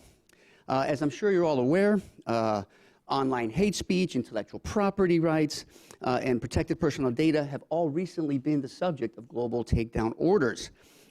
The issue that we'll be focusing on today is the extent to which those decisions, those takedown orders by national authorities, can and should affect the application of the laws and rights of persons in other countries, separate from the country ordering the takedown. So the debate currently rages and tends to break down into two camps, the territorialist camp and the universalist camp. So let me give you an example. When an Austrian court recently ordered Facebook to take down pejorative comments against an Austrian politician as hate speech, they ordered Facebook to do that not just so that that content couldn't be reached in Austria, but also would not be accessible from any other jurisdiction in the world, hence global takedown order. That's a universalist approach. Critics have said that goes too far. Austria should restrict the order to its own territory, access from Austria, or at best, perhaps Europe, right? European Union, for example. So that would be the territorial approach. To better understand how this issue and this debate can be addressed by our panelists today, I think it helps to frame the discussion by briefly looking at how jurisdiction works in international law. After all, jurisdiction is in the title of the forum, so it might be worth taking a look at what it means. So jurisdiction in international law describes the lawful power of states in two key respects. First, it refers to the power of states to define and prescribe the rights and duties of natural and juridical persons, and thus control their conduct, right? And so in this sense, it's the legislative power, the power to prescribe norms, and we'll call it, therefore, the prescriptive jurisdiction power. The second dimension of jurisdiction of interest to us is the power of states to enforce the exercise of that prescriptive jurisdiction power, right? That's the enforcement jurisdiction power. So most of our discussion this morning and on this panel will refer to jurisdiction as the power of courts and other national authorities to enforce domestic norms legitimately enacted, but which are interpreted in such a way and applied in such a way as to have extraterritorial effect that conflicts with the laws of other states or affects the rights of people in other states. And by states, I mean countries, right? Capital S, that's the international law parlance. And my apologies in advance to non-lawyers. So why does this distinction between prescriptive and enforcement jurisdiction matter? It matters because while there are criteria in place to help determine when the exercise of prescriptive jurisdiction is justified or not, no similar standards yet exist to determine or help evaluate when an exercise of enforcement jurisdiction power that is extraterritorial in effect is justified or not. That's why we are where we are today. So let me just say that when you have prescriptive power exercised by a state, international law requires that the state have some nexus to the object regulated, right? And so that means that usually there's some territorial connection.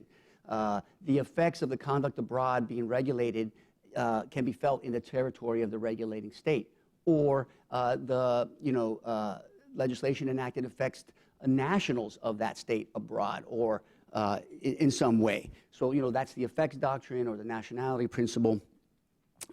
Without such a nexus or connection, the exercise of prescriptive jurisdiction by a state is presumptively unlawful, right?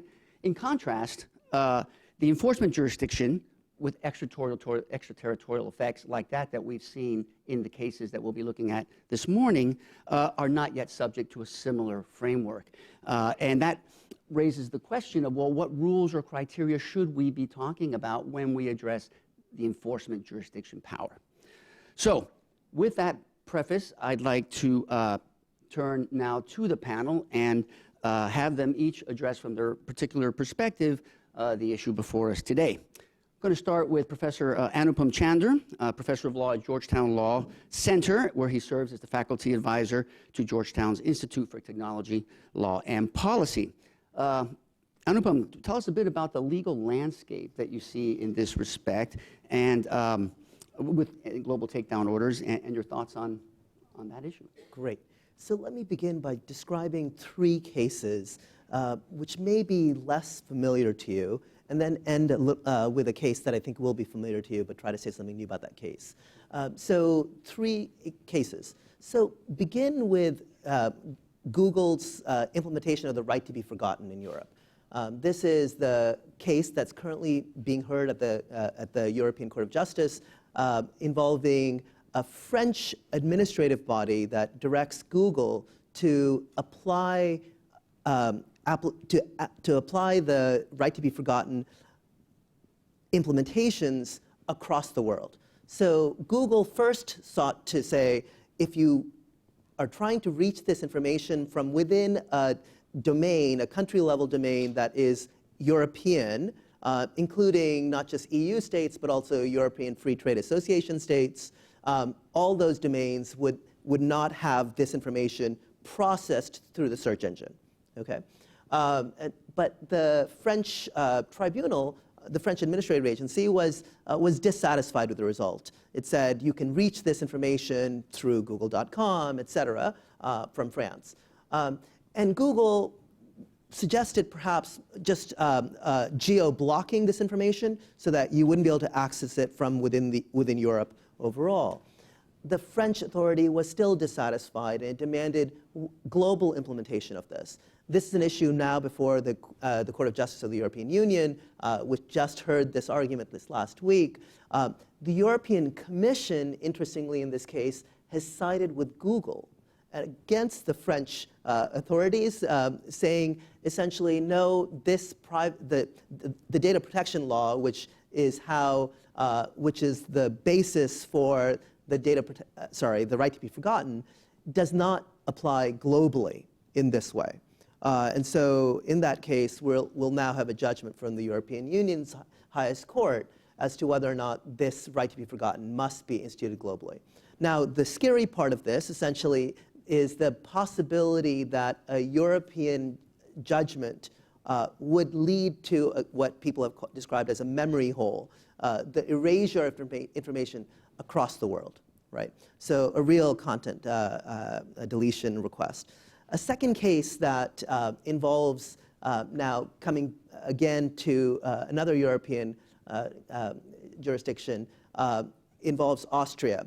Austria has ruled that a particular Facebook page criticizing a Green politician, the leader of the Green Party at the time, was actually consistent of hate speech. Now, the actual words used, at least in translation, don't strike, I think, wouldn't strike most Americans as hate speech. It was words like traitor, things like that, that did not seem, would not be what Americans would, even if we were to have a kind of, ban hate speech. It's not clear that they would be banned. But the Austrian order said that this was hate speech, and this information had to be removed across the world. Again, a global content takedown order. This issue has been certified to the European Court of Justice, and so we'll see what the European ruling is on this question. A third issue arises out of Canada. This is an ongoing kind of series of cases where there are decisions available, and this went up to the Canadian Court of Justice, I'm sorry, the Canadian Supreme Court, where the Canadian Supreme Court was asked whether or not an order requiring the delisting of a particular a company called DataLink from Google search engines had to be applied globally. And the Canadian Supreme Court said yes, it had to be removed globally. And this was based upon a trade secret claim. Now, the odd thing about the trade secret claim was that it was never ruled on the merits. The particular person who was accused of violating the trade secrets of a Canadian company fled Canada and is perhaps, we don't know exactly where he is, but he's kind of interesting character. So we don't know what exactly the real problem was in intellectual property law. That is, we haven't really had a resolution of the trade secret claim on its merits. But the Canadian court is still insisting, essentially through a default judgment, that this be applied across the world. That is, wherever he goes, he cannot be listing this information for sale of his router products, which the Canadian company claims violate their trade secrets. And so the Canadian court ruled this. Google turned around and sued in the United States and wins a judgment from the United States District Court saying essentially that the effort to enforce such a ruling would be in violation of Section 230 of the Communications Decency Act in the United States, that the United States law would prevent this kind of claim from going forward. So there's likelihood that it's kind of protected, at least from any effort to enforce this within U.S. jurisdiction, at least as the district court opinion holds. This will that last case will especially remind you of the famous case in this area, which is the Yahoo case stemming out of the early 2000s. So in the French courts, as you know in this case, had ruled that Yahoo had to ban Nazi materials from reaching French citizens. The interesting thing about the case was that the French judge in the case, Judge Gomez, said, that Yahoo was under a moral imperative to remove this globally. Okay, he uses this language, but he says it's not under a legal imperative to remove this globally. And he based this decision first on a panel that he assembled of 3 experts, a French expert, a British expert, and the American internet pioneer, often called one of the fathers of the internet, Vint Cerf. And so this panel was tasked with the question, can Yahoo stop this information from accessing, from reaching French shores? Okay. Can it geo-block? Can it geolocate where a user is? The panel interestingly said, well, basically 70 to 90% of the time, yes, it can do so effectively. And that was enough for the French tribunal, for the French judge, to rule that Yahoo had this obligation to stop this information from reaching French shores. So it's a really interesting contrast to the Conil decision, essentially, which says this had to be applied globally.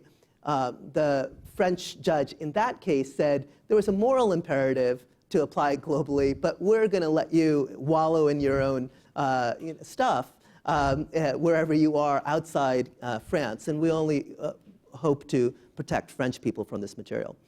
So that's the kind of interesting set of cases, I think, that have teed up this issue quite, and we'll see significant movement on this. The Canadian court case is back before the Canadian courts. Google has reopened the case in Canada, now with this American ruling in hand. And of course, we've seen that there are efforts to hear from the European Court of Justice on this question. Thank you, Anupam. I'm sure we'll come back and be talking more about the cases as we go forward. Now we want to hear from Mark McCarthy, Senior Vice President for Public Policy at the Software and Information Industry Association, where he advises member companies and directs public policy initiatives in technology policy, data privacy, trade, internet governance, intellectual property, and others. So Mark, talk to us about the perspective of companies from a policy and strategic point of view when dealing with global takedown orders. So thanks very much. The big picture point to take away from the discussion that Anupam launched is that the companies don't want to be here. I mean, it's not as though they're wandering around the world saying, let's see if I can generate an interesting conflict of law situation.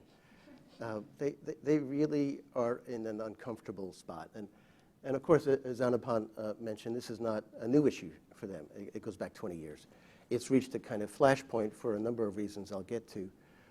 But it's not a new set of issues. So what I want to focus on is 2 things. One is the legal situation, and I don't want to descend to the level of legal principles, but I do want to talk a little bit about the moral or policy principles that should be guiding this, because I think that's where the real issues arise. It's not a matter of just finding the right legal precedent and finding a narrow legal way of approaching these issues. They really do affect the global nature of the internet and what we want this beast to become.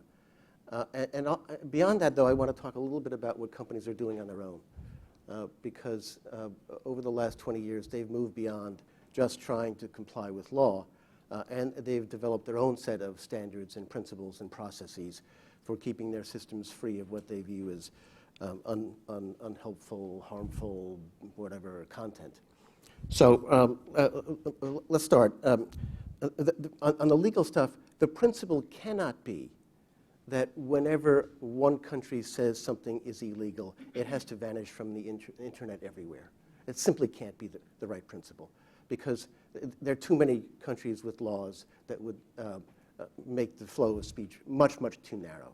So that can't be the right principle. So at least part of the universalist principle has got to be wrong. On the other hand, you do have to obey local law. I mean, companies are not outlaws. They're not wandering around the world saying, I'll obey this law, but not that one, and this one, but not that one. They have to be good citizens in the countries where they do business. And that means obeying local law. So what happens when a country says, take it down globally? Well, the answer is going to be that you'll take it down globally. I mean, you're not going to say to the government of France or the entire European Union, I don't care what your law is, right? I'm just going to do what I think is right. So the question is, what's the right answer? How should we get to an answer that makes sense for everybody? And I think the balance that we should be looking for is something like global norms and consistent law. When there is a kind of consensus about a particular topic and laws are roughly consistent, then global takedown does make sense. And we've seen that in some cases. The example that everyone uses is child pornography. No one is saying, well, that's just a local law. I'll keep it up everywhere where I can find a jurisdiction where they haven't passed a child pornography law yet. Right? Those kind of takedowns are the kind of things that companies view as global in character. Now, where you find the balance in particular cases is really hard. And that's why I think this is not going to be an easy issue, and one where you can't just rely on some legal precedent that you find in case books. Right to be forgotten, on my judgment, that clearly falls on the wrong side of the line. There is not a global consensus in that area. The laws in Europe are not part of a normative consensus that we all share. And so the kinds of stuff that's taken down right now under the European laws is not the kind of stuff that would be generally taken down in other jurisdictions. Google and Microsoft have been very active. This is not as though there are 10 cases that we have to think about. Some of the numbers are really pretty astonishing. Since the right to be forgotten was put in place, there have been 725,000 takedown requests to Google. That covered almost 3 million URLs. And Google has come to a judgment balancing the claims of privacy against the public interest in having the information flow. In about 45% of those cases, they've taken down the site. Microsoft is in a similar situation. They've got far fewer requests, but their takedown rate is about 50-50. So this is an effort that's really imposing a lot of burden and a lot of costs on companies, and they're stepping up to the plate to do it. You make that an international norm, and I think you're going one step too far. It is worth noticing, though, that there are costs for just local takedowns. People, when they want to preserve their privacy, they don't want to preserve their privacy just among their friends and neighbors in their own local jurisdiction. They want to protect it globally. The Turks are not interested in just saying, well, I'll make sure that people don't denigrate Turkishness within my own borders. They want that to be something that applies around the entire world.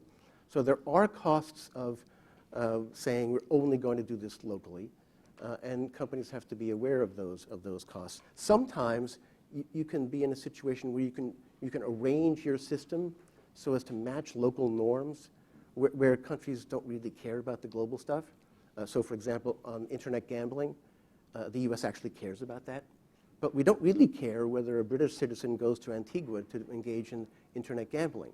Right? That's not something that we care about. We have an interest in defending our judgment that our citizens shouldn't be engaging in that. So it turns out you can arrange credit card systems to observe that kind of distinction, right? Where it doesn't really make a difference to other countries what happens locally. You can arrange systems to make that happen. That's kind of an exception. The internet generally doesn't allow that kind of breaking up into little parts. The second point I want to get to is what are companies doing on their own, where it's not a matter of law? And companies got backed into this, I would say, step by step by step. The card companies initially said, we're not doing anything but what's required of us by law. And slowly but surely, they moved into a much more expansive program. All companies that operate on the internet now have their own terms and conditions, their own norms, their own processes, and their own standards. And because they've taken that step, they're exposed to pressure from governments to move ahead and say, I know it's not illegal in my country for this to be banned from your system, but we don't want it there anyhow. Take it down. It's not really illegal hate speech, but we don't want it up. Please take it down. And under your own standards, you should be taking steps to remove it. That kind of pressure counts as government action. We saw it many, many years ago when WikiLeaks was involved in in some release of material that was viewed as a security risk by many US government officials. And one after the other, the intermediaries began to deny service to WikiLeaks. It started with the hosting services and finished with the payment services. None of that was illegal. Nothing that WikiLeaks had done was illegal, but yet the companies were pressured by governments to take action against them. That's something we're seeing more and more and more of, and it's something that the companies have to be careful about and be alert to. How can they protect themselves? The best answer is transparency. They need to be open about what they do, what their processes are, what their standards are. That's not easy because this is an evolving area, and a standard that you thought was pretty good yesterday is going to turn out to have lots of holes in it today. But that kind of evolution has to be done in public. In many ways, the companies are growing up. They're adolescents who are learning to be adults, and they're doing it in front of everybody. It's a worldwide process to see them become mature adults. It's not entirely easy. It's not successful. Some of it's a bit embarrassing, but it's the kind of process that has to be done in public. It can't be done behind closed doors. And there has to be some process for redress. I mean, mistakes are going to be made. If you are engaged in the kind of content moderation that these companies are engaged in, with the extent of users that they're involved in, if you don't make a mistake, you're doing something wrong. And so you have to be in a situation where you can correct those mistakes, and you have to have a process for doing that. And that applies both to the legal takedowns and the ones that are done by internal processes and procedures. So let me stop there. I'm sure there's a lot to be talking about. And thank you very much for having me at this very, very interesting panel. Well, thank you. No, that was very, very insightful, and I think there are a number of juicy elements to come back to. But we're going to move on now to Emma Lanzo, Director at the Center for Democracy and Technology of the Free Expression Project, where she works to promote law and policy that supports users' freedom of expression in the United States and abroad.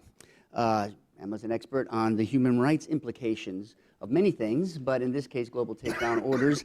And so tell us how you see that playing out, and to the extent, government views come into play as well. It would be great to hear that. Yeah. Thank you so much for having me on the panel today, and for everyone for coming out. I think there's already been a lot of really great ideas that Anupam and Mark have brought up, and I'm really glad that you mentioned the Yahoo versus Lycra case from way back in the early aughts, because I feel like a lot of the conversations we're having right now around what to do about content removal and conflict of laws and jurisdiction, these are sort of the next phase of conversations that we've been having pretty much since the internet became massively available.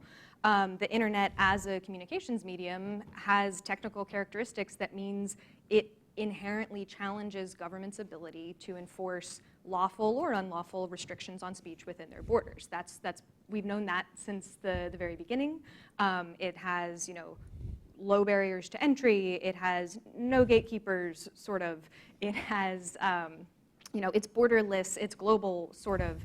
And there are just some of these fundamental characteristics that persist even as more people come online. The internet plays a much bigger role in people's daily lives. So we're sort of having all over again some conversations that have been going on for quite some time. But I think, to me, one of the big themes of today is that while the internet certainly challenges government's ability to restrict speech, governments are pushing back hard through law, through policy. They're not going quietly into the good night and saying, well, yes, government sovereignty over content regulation in countries was completely obviated by the internet. No, they are really trying to find lots of different ways to continue to enforce their law, and not always for censorious, authoritarian reasons. A lot of these cases that we've been talking about today are about, governments, judges trying to take seriously how to balance privacy rights, dignity rights, intellectual property rights with all of the other questions and considerations that these cases bring up. So I think one of the other big dynamics that we're seeing today is that all of the cases that we mentioned this morning, these are not authoritarian regimes. These are Western democracies, and these questions are playing out just as much in France and Canada and the US as they are in Turkey or China.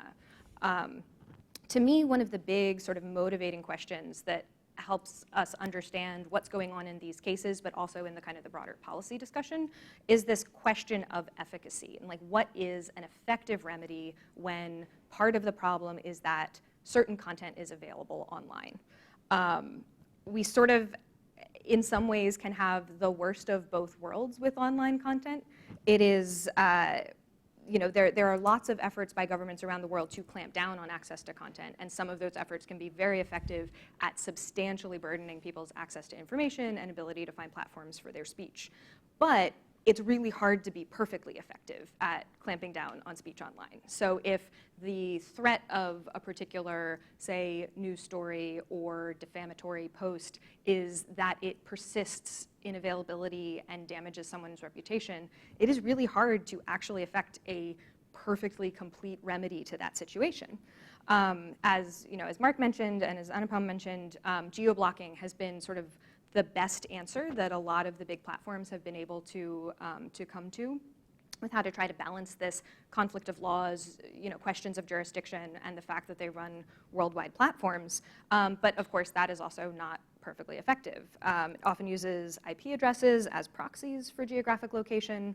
There's some other methods that you can use that also start raising privacy concerns, but these methods also can be circumvented by at least some of the people within a country. So again, we're really not talking about kind of a complete remedy. And crucially, the geo-blocking strategy does not, and very intentionally does not, affect availability of that material outside of the country.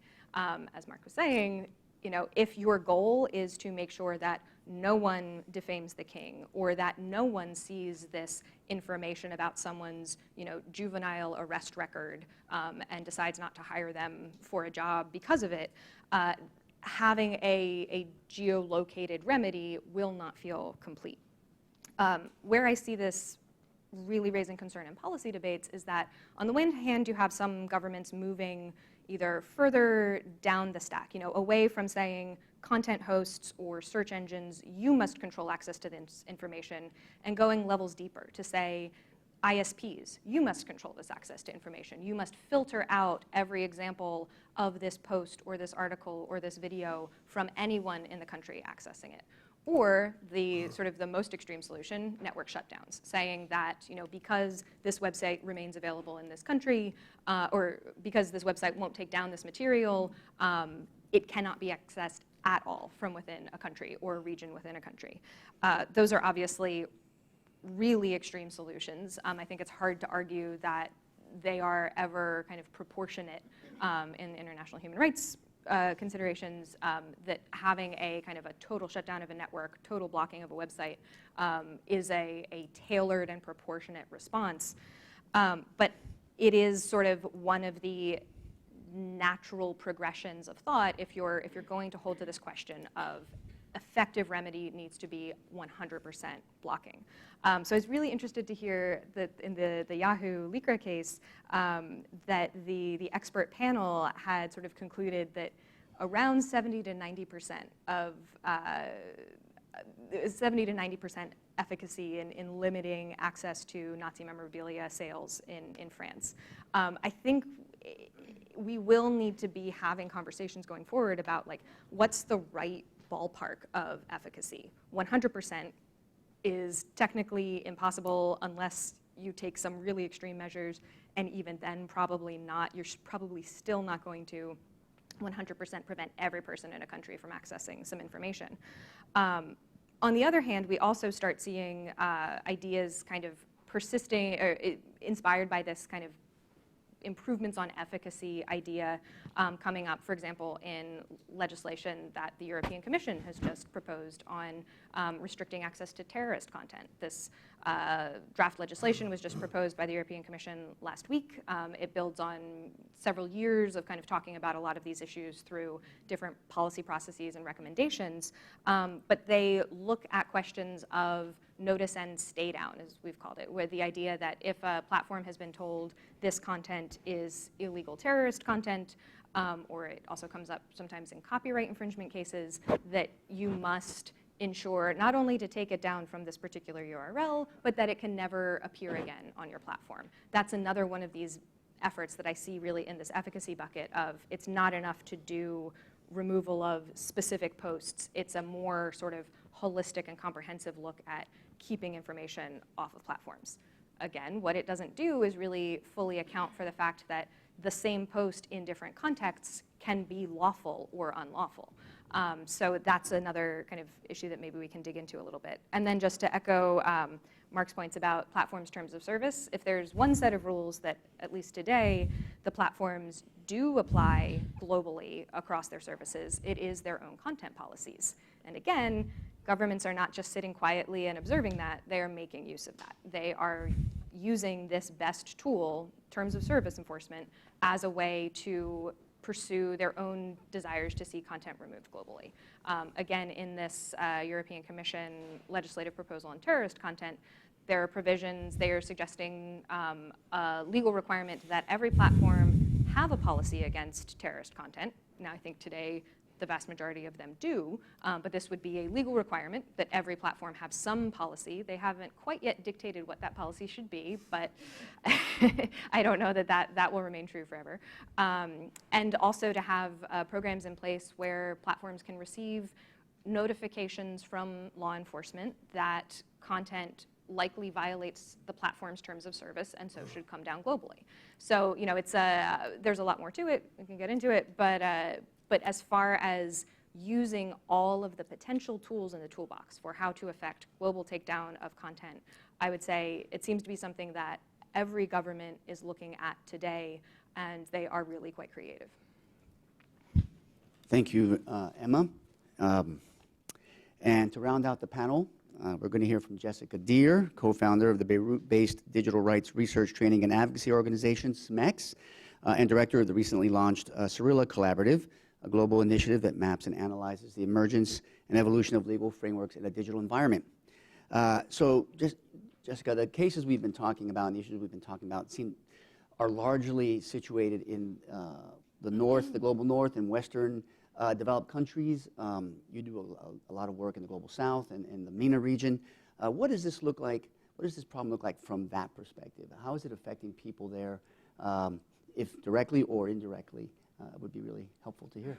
Great, thank you. Thank you for having me, and thanks for all your interest. So as I was preparing for this panel and sort of reading up on the decisions and some of the issues at play, I kept sort of struggling with the idea of how does this really apply to us in the global south, beyond the idea that governments can see the decisions that are taking place in the right to be forgotten cases and the Austria case, which is particularly troubling to me, as sort of precedents that they might want to copy-paste from. That's very clear and of concern, but I wanted to try and dig a little bit deeper, and sort of the way that I think about it so I'm from the United States, but I've lived in Lebanon for the past 12 years and run an organization there and network with a lot of Global South organizations. And if you're in the Global South, or if you're not based in the home country of a global internet company, or you're not in a country with a democratic, like a strong democratic tradition or rule of law, extraterritoriality of jurisdiction is the norm. It is not the exception.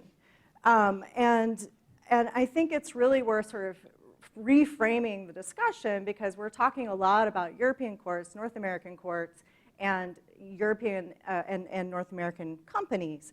And so, you know, from the beginning of the internet, and from the beginning of especially the commercial internet, the terms of service and the policies of these companies that have these giants that have come from the United States are sort of de facto imposing the law of the United States. I think in the previous panel we were discussing about the Cloud Act, whether or not free expression references the First Amendment, or does it reference some other global norm?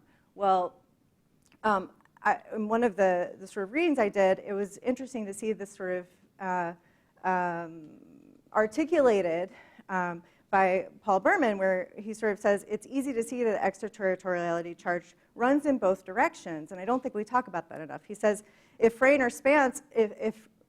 or Spain, excuse me, is not able to block the access of its citizens to prescribed material, then the United States will effectively be imposing First Amendment norms on the entire world. Well, that's what's been happening. So you can hardly blame, and that may be a good thing. I mean, I personally, like the First Amendment.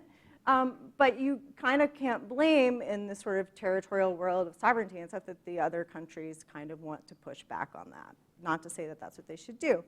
But then you look at it, I think, as one of the questioners asked in the other panel, you look at it from a data protection perspective, and that's also been imposed in some ways, where the data of people worldwide is being exposed and used in ways that does not also correspond with different legal regimes.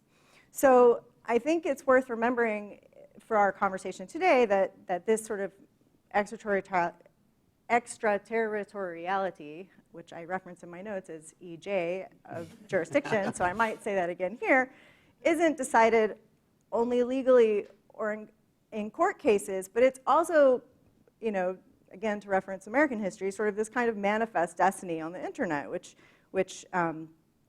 is kind of, so it's not just law, it's also sort of acts. So I have a few examples of this specifically vis-a-vis the Middle East, which is, my region of operation, sort of, and recent events, which is sort of the GDPR, the passage of the GDPR, which we all know, it's a European law, but its application to companies targeting people in the EU, it's sort of global. So laws, when lawmakers are making laws in other regions, they often don't have the kinds of debates or public input or even the resources to develop legislation from a much more sort of thorough perspective. So you end up seeing a lot of law that's sort of templated in one country and passed on to other countries, good law and bad law. GDPR is like that.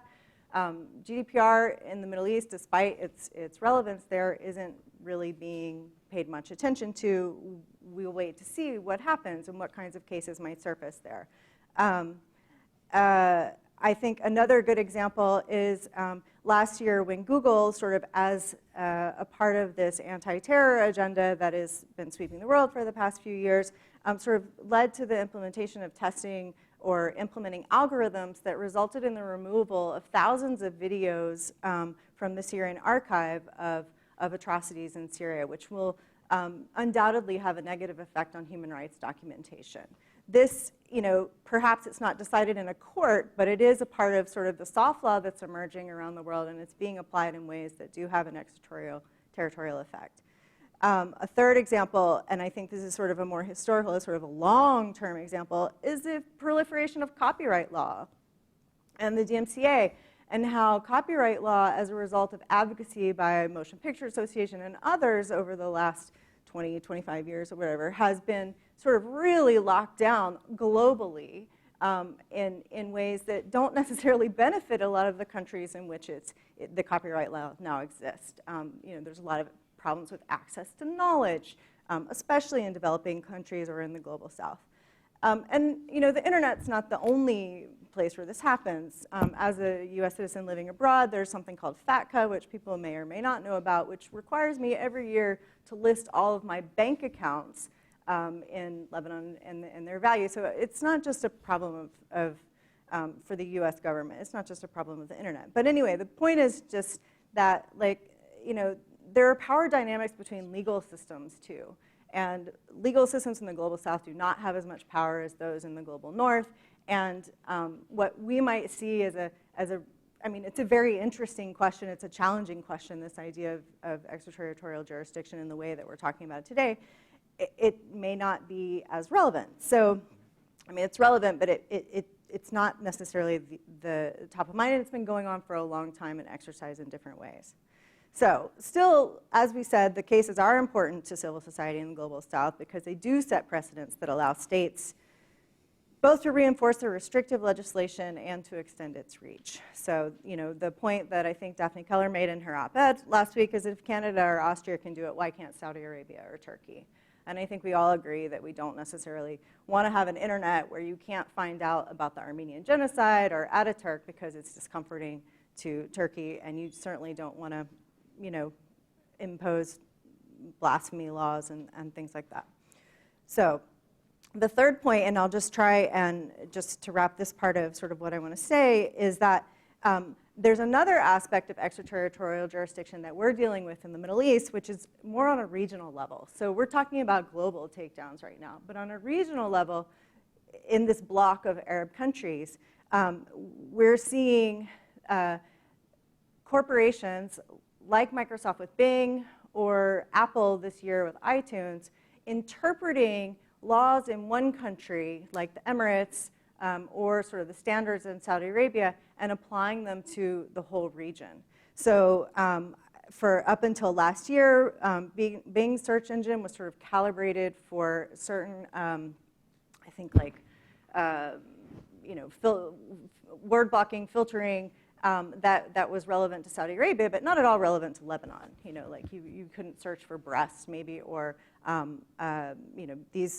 anything that maybe was sexually suggestive.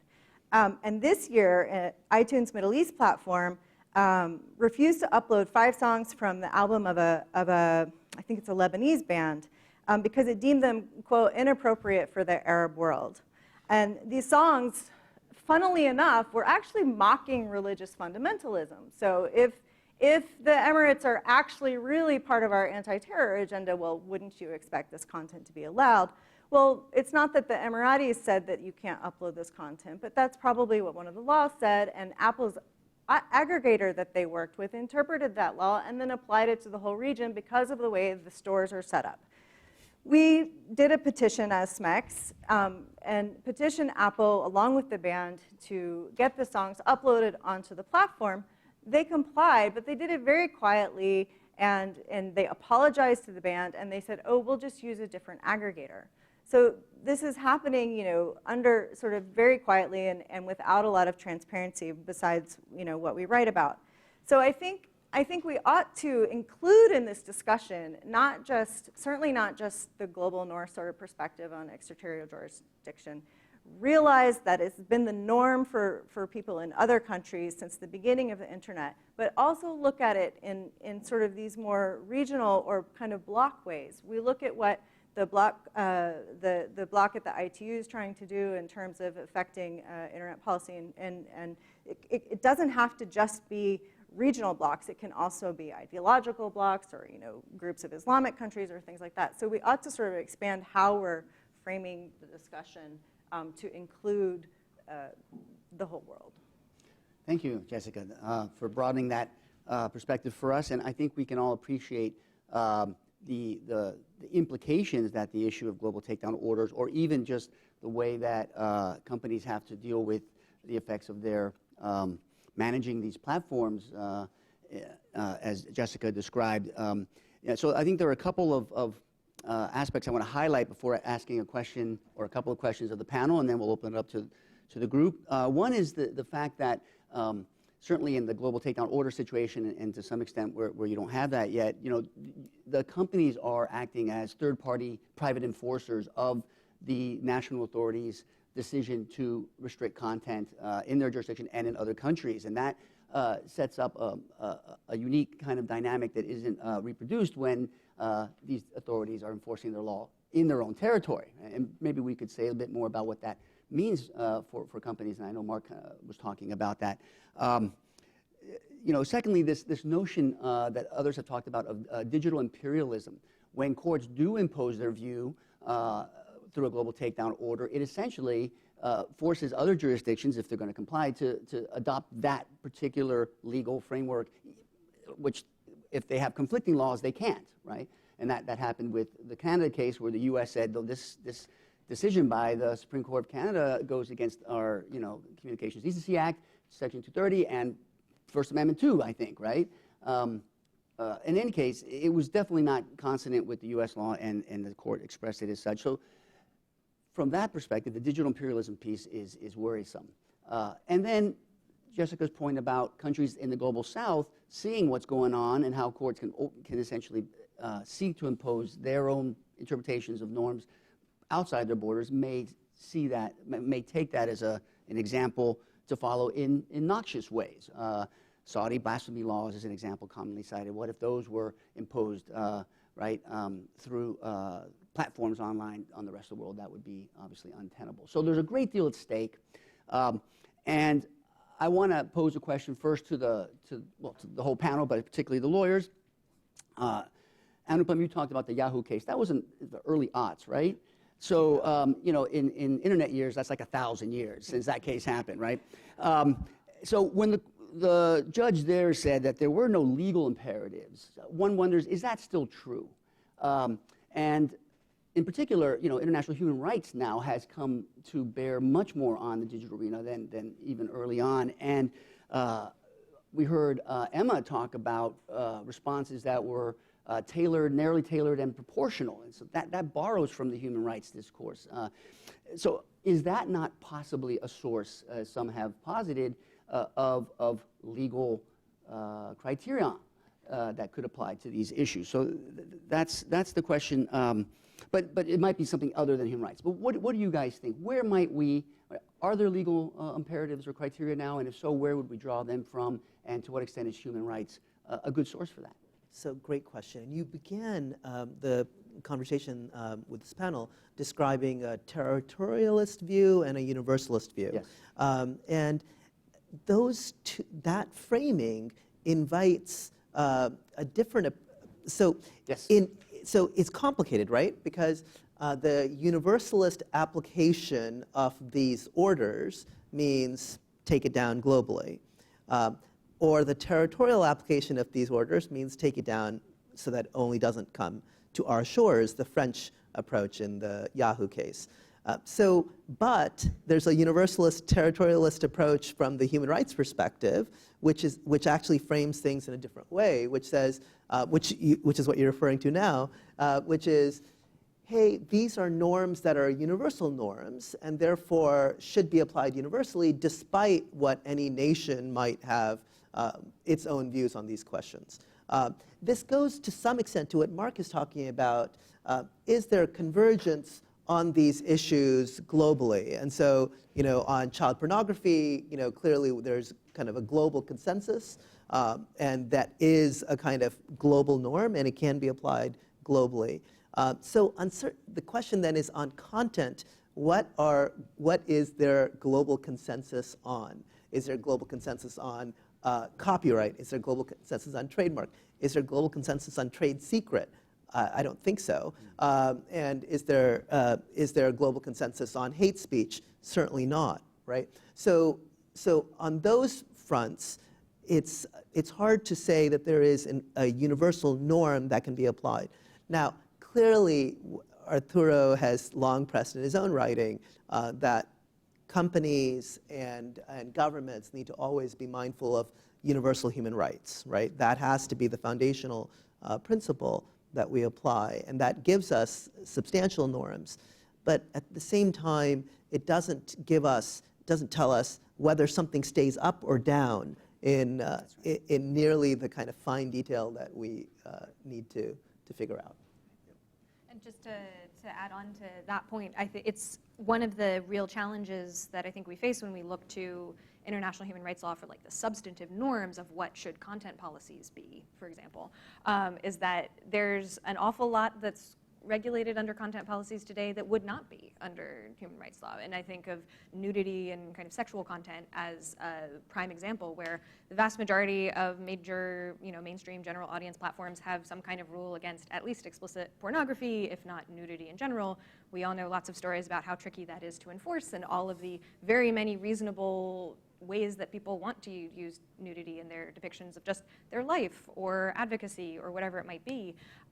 So I think one of the big questions too is, as we've kind of all grown up with the internet over the past 20, 25 years, there's been a sort of a presumption of less freedom on many platforms than sort of full First Amendment protected speech, and that people are at the very least really accustomed to that. And if you got rid of that and said, okay, look, platforms should not restrict anything more than what governments could restrict if they were in the same position, that might be a wonderful place to end up as like a First Amendment maximalist, but it would also mean you'd probably have porn in every comment section in social media platform, and And then what would we do? And that's what the thing. I don't think the conversation ends there. The answer might be then you do a lot of like user-side filtering to limit that and like put all of the fine-grained restriction of speech in the hands of people themselves and not the platforms. That's one direction to go. But you know, we see a little bit in kind of the use of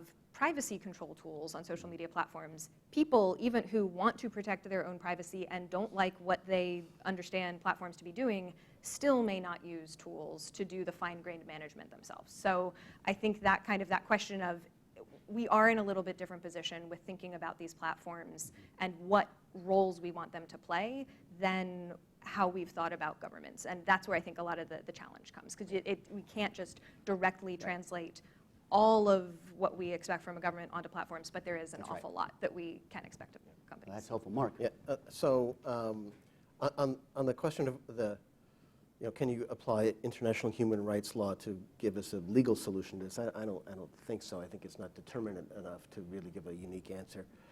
I still think the principle I laid out of consistency of laws and universal legal norms is the right way to look.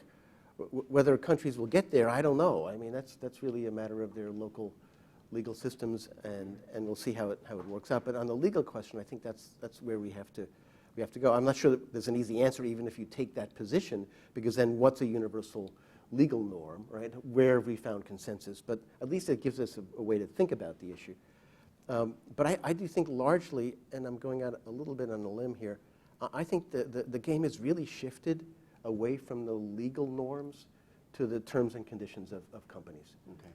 I really think if you're looking for ways in which content will be restricted, and you just look at what governments do officially, I think you'll miss the First Amendment issue of our time, which is what are companies doing on their own, subject to their own perception of the right norms and standards to restrict content, and what kind of redress rights are they giving people, and so on and so forth. That's, I think, the major thing. To go back to the early aughts and the Yahoo case, people forgot how that got resolved. It didn't get resolved in a court of law.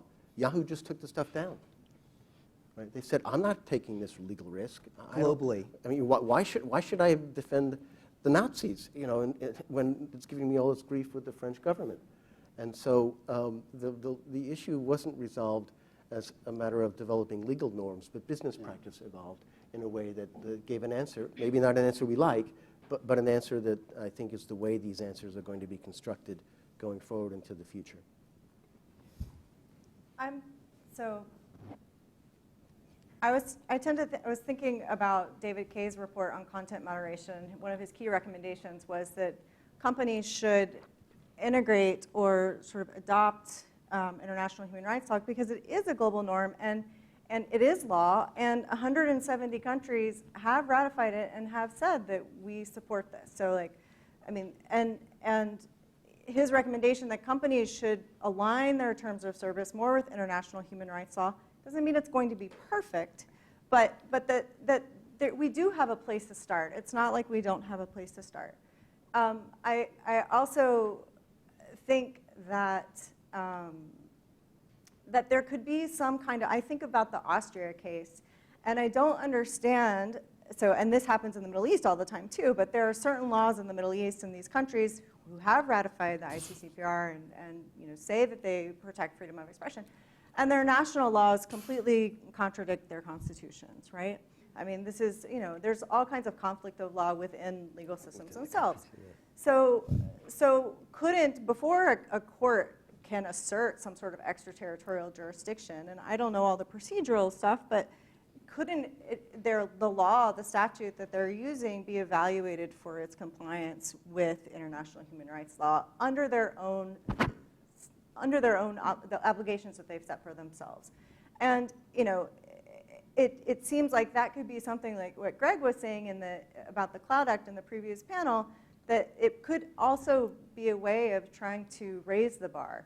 And there's that. And then there is this idea that there are so many, the way I think of it is like the lawmaking is being somehow expanded. It's not just the purview of the legislators anymore or the courts. It's also the soft law of treaties and these different codes of conduct, also the terms of service.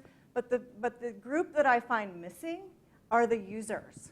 And it brings me back to another one of David Kaye's suggestions, which is to create some kind of councils, social media councils he calls them, but that are similar to the press councils. But if we have multi-stakeholder councils that are operating not in specific jurisdictions, but perhaps across jurisdictions, that are dealing with certain kinds of, that are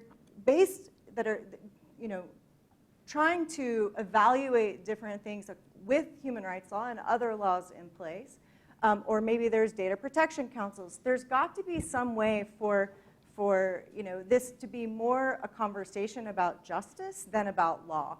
And I think we're missing somehow the idea of justice for the users. We're talking about determining what they should and should not have to comply with or agree with, but we're all users in here with a different hat on, don't have access to the creation of these laws except through representation. But if the actual law is really only one part of the puzzle now, I think we need to be looking for other openings and other mechanisms by which we can participate in this process and hold it accountable and sort of rethink what law with the little l, I guess, looks like in an internet environment. I think I read something recently that it's Howard Zinn, so it's an article called The Conspiracy of Law, and he talks about how we can get stuck in the past of what law looked like in the past. And I think this is why we're having similar conversations to what we're having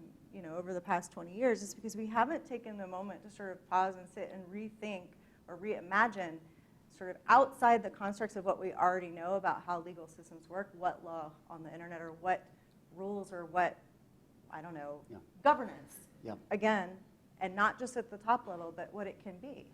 Right, and Professor Paul Berman, who's written extensively on jurisdiction, has a theory of cosmopolitan or pluralist approach to jurisdiction, which posits that we shouldn't be married to these formal rules, which clearly are falling short in this area, but think more about communities of users and where these activities are directed to, and have that be a basis for establishing when enforcement jurisdiction can be exercised or not, which is looking more broadly at law with a little l than what most international lawyers do.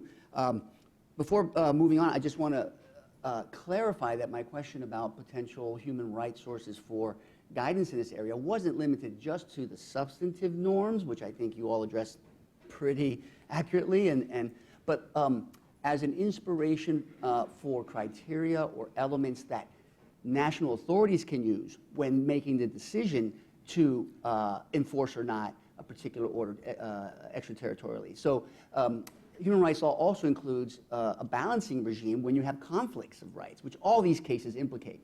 And that's where you have to think about what's absolutely necessary. That's where you have to think about the proportionality of the measure and its effect, and look at what rights are being impacted. And one could invite national authorities to think about the rights of other people as a discretionary, but maybe eventually a normative right criteria. So I was looking at it more broadly than just the content, and and maybe we can have more discussion about that if people. Oh, sure. And I think there's also a lot for companies and platforms to learn from the procedural kind of guarantees in human rights law as well, right? Well, and this is the kind of the remedy, the notice and appeal questions that so many advocates around the world have been talking about for a very long time, that we'd like to see improvements from platforms on essentially the customer service aspect of content hosting and content moderation. And I think they have. I mean, in conversations with companies, I do hear this human rights tinged discourse of balance and proportionality and come into play. And so yes, thank you for highlighting the procedural dimension of it. And to Mark and to Jessica and to the rest of the panel, one final question. You talked about how transparency was key, and you referenced it again just now. Could you say more about what that looks like? And anyone else could make suggestions too on this notion of what can companies do to be more transparent about how they're being forced to implement global takedown orders and or regulate content online in a way that might go across borders, and how that looks to folks, users on the other side of the fence as well. So a start is what Google and Microsoft are doing already, which is to post these transparency reports. Okay. Right, which say, here are the number of cases where we were asked by governments to take material down. Here's the ones that we said yes to. And they've got that for right to be forgotten. They've got it for DMCA takedowns. They've got it for all of the takedowns which implicate government. So that's a start. I do think their terms and service are public, which is good, but the criteria that they use to apply those terms and services tend not to be. And the reason for that is pretty clear. I mean, they don't want to give a roadmap to the bad guys to figure out how to go around it. But some balancing of that needs to be done so that when a decision is made, the people who are adversely affected by it have some sense of what the criteria would be. The financial services industry actually has a model here.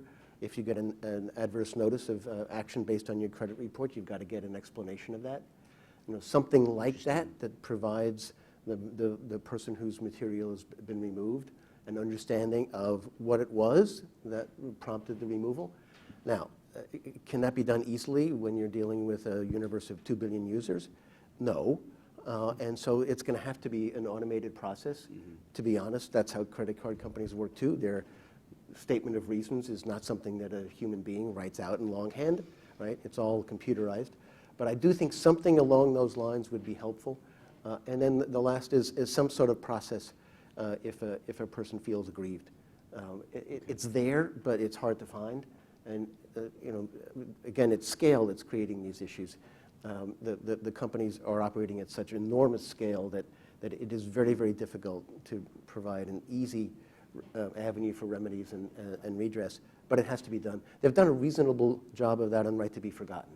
Right. Because that tends to be the kind of thing that has to be resolved on an individual basis. I know there are 3 million URLs, but they still have to look at the issue and make a judgment to balance the interest of the public in getting access to the information and the privacy interests of the person who thinks that he's been aggrieved. And there's a process there that works. It's hard to do that for all of the content takedowns that they're involved in, but I think that's the direction we have to move in. Thank you. That's helpful to clarify your initial comments. Anyone else on the panel want to speak to what companies are doing or could do more in this vein? Emma? Sure, yeah. And on the question of kind of more detailed guidelines about what companies' content policies actually are, Facebook did this earlier this year, publish a deeper look into how exactly they interpret their own content policies, which I think is really helpful, and also in terms of getting a better sense of how they're thinking about what are pretty big, difficult questions, like how to apply the same hate speech policy to 2 billion users worldwide. That's never been tried before and is very difficult, especially with something like hate speech where whether something actually counts as hate speech is hugely context dependent, depending on cultural and just individual kind of circumstances. So that, I think that was a really important move by Facebook, and hope that a lot of other platforms can do the same sort of thing and see, do we end up in this concern about gaming the system, and now that people really know more about how the company interprets its own policy, do we see people kind of threading or walking a very fine line to continue to say harass people on a platform while still saying in formal compliance with the policy?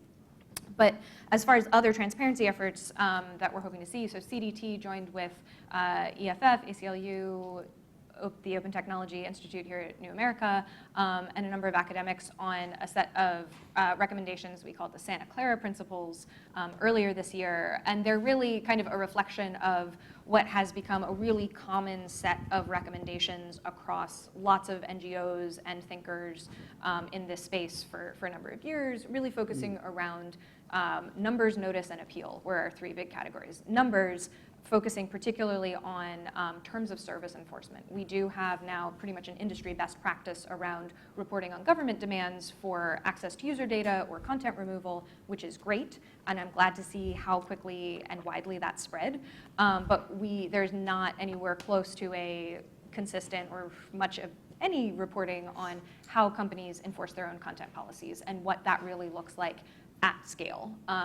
it makes all of the public policy discussions we have around these questions really hard, because if you're talking to a policymaker and they're putting out a plan of action that involves a lot of fine-grained, individualized determination of content for illegality in Germany, say, the fact that Facebook is getting 1 million flags a day of content really starts making that kind of individualized determination pretty far-fetched as an actual part of a functional policy.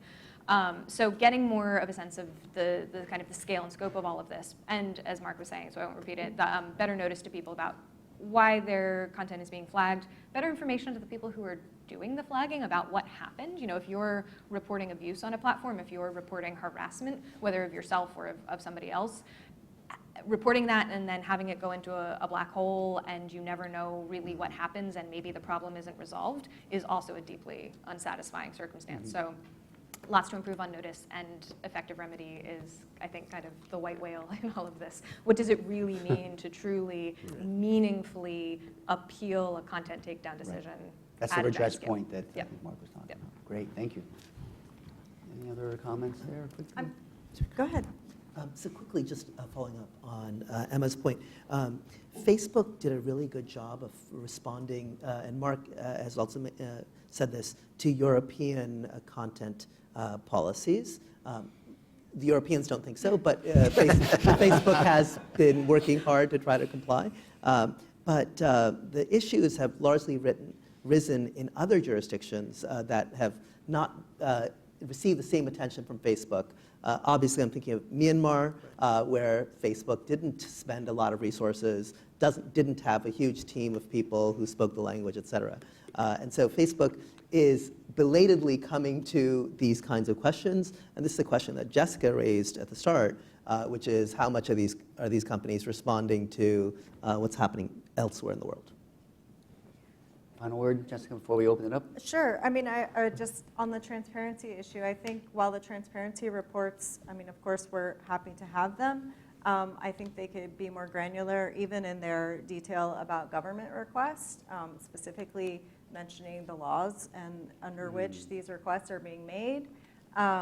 So to help people understand what are the legal justifications and things like that. So certainly, of course, the data that Emma's also mentioned.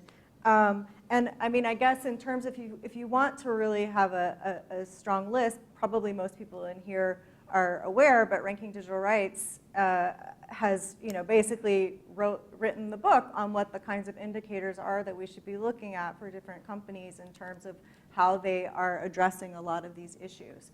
In terms of appeal and redress and sort of how clear policies are. And we've been using that at SMEX and other organizations in the Global South to evaluate telecom and other internet companies. So, another source of information from the Global South that can be very useful. And then obviously more transparency in well, I think I'm not gonna, that one's just another associative sort of thought, so I'll just hold on to it. Okay, well, that leaves, I think, some time for questions from the audience. We have a mic that we want to pass around, that make sure that you, if you have a question, you speak into that mic. And please, if you can, identify yourself. Courtney, you want to kick us off? Sure. Thanks. I'm Courtney Raj. I'm the Advocacy Director at the Committee to Protect Journalists. A couple of things. One, deeply concerned to hear that judicial rulings should de facto apply globally. I think that's really concerning when you look at cases like Turkey or Egypt or frankly many parts in the world. And I want to ask the panel, why are we just taking it as a given that national sovereignty and national nation-state laws should apply on the internet the way that they do offline? And why can we not envision a whole different paradigm? Because this is it is a potential space to empower those who do not have the power of the state behind them or the power of corporations. So it concerns me that in all of these discussions, there's no imagination. There's no envisioning of something different, which was the very outset, the internet as a place that is beyond these national laws. And I'm sorry if this sounds like, I don't know, a bit like Pollyannish, but given the people that we work with, and as Jessica pointed out, the people in the global south who are de facto getting access to a space that is oftentimes actually allowing greater expressive potential than they have in their countries, even if they face repercussions for that expression. I really want to think about what we could imagine as a different paradigm than just saying, hey, France, Germany, Turkey, Egypt, Lebanon, whoever should have the right to control content in their little URL, their IP addresses in their domains, or try to assert their rights globally. Thanks. Let's get another couple questions maybe, and then we'll open it up. I think Frank wanted to ask a question.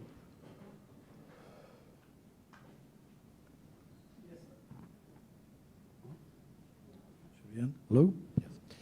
I wanted to make precisely a connection with Frank LaRue. Thank you for the question. I'd like to make a connection with the past panel as well, and going back to the issue of universality. In the past panel, we were talking about executive agreements between states. And that's a very worrisome concept, because that means that we will generate different standards according to each agreement. And yes, the ideal is that some of them may be good, but others will respond to the needs or the propositions of other states or their own legislation.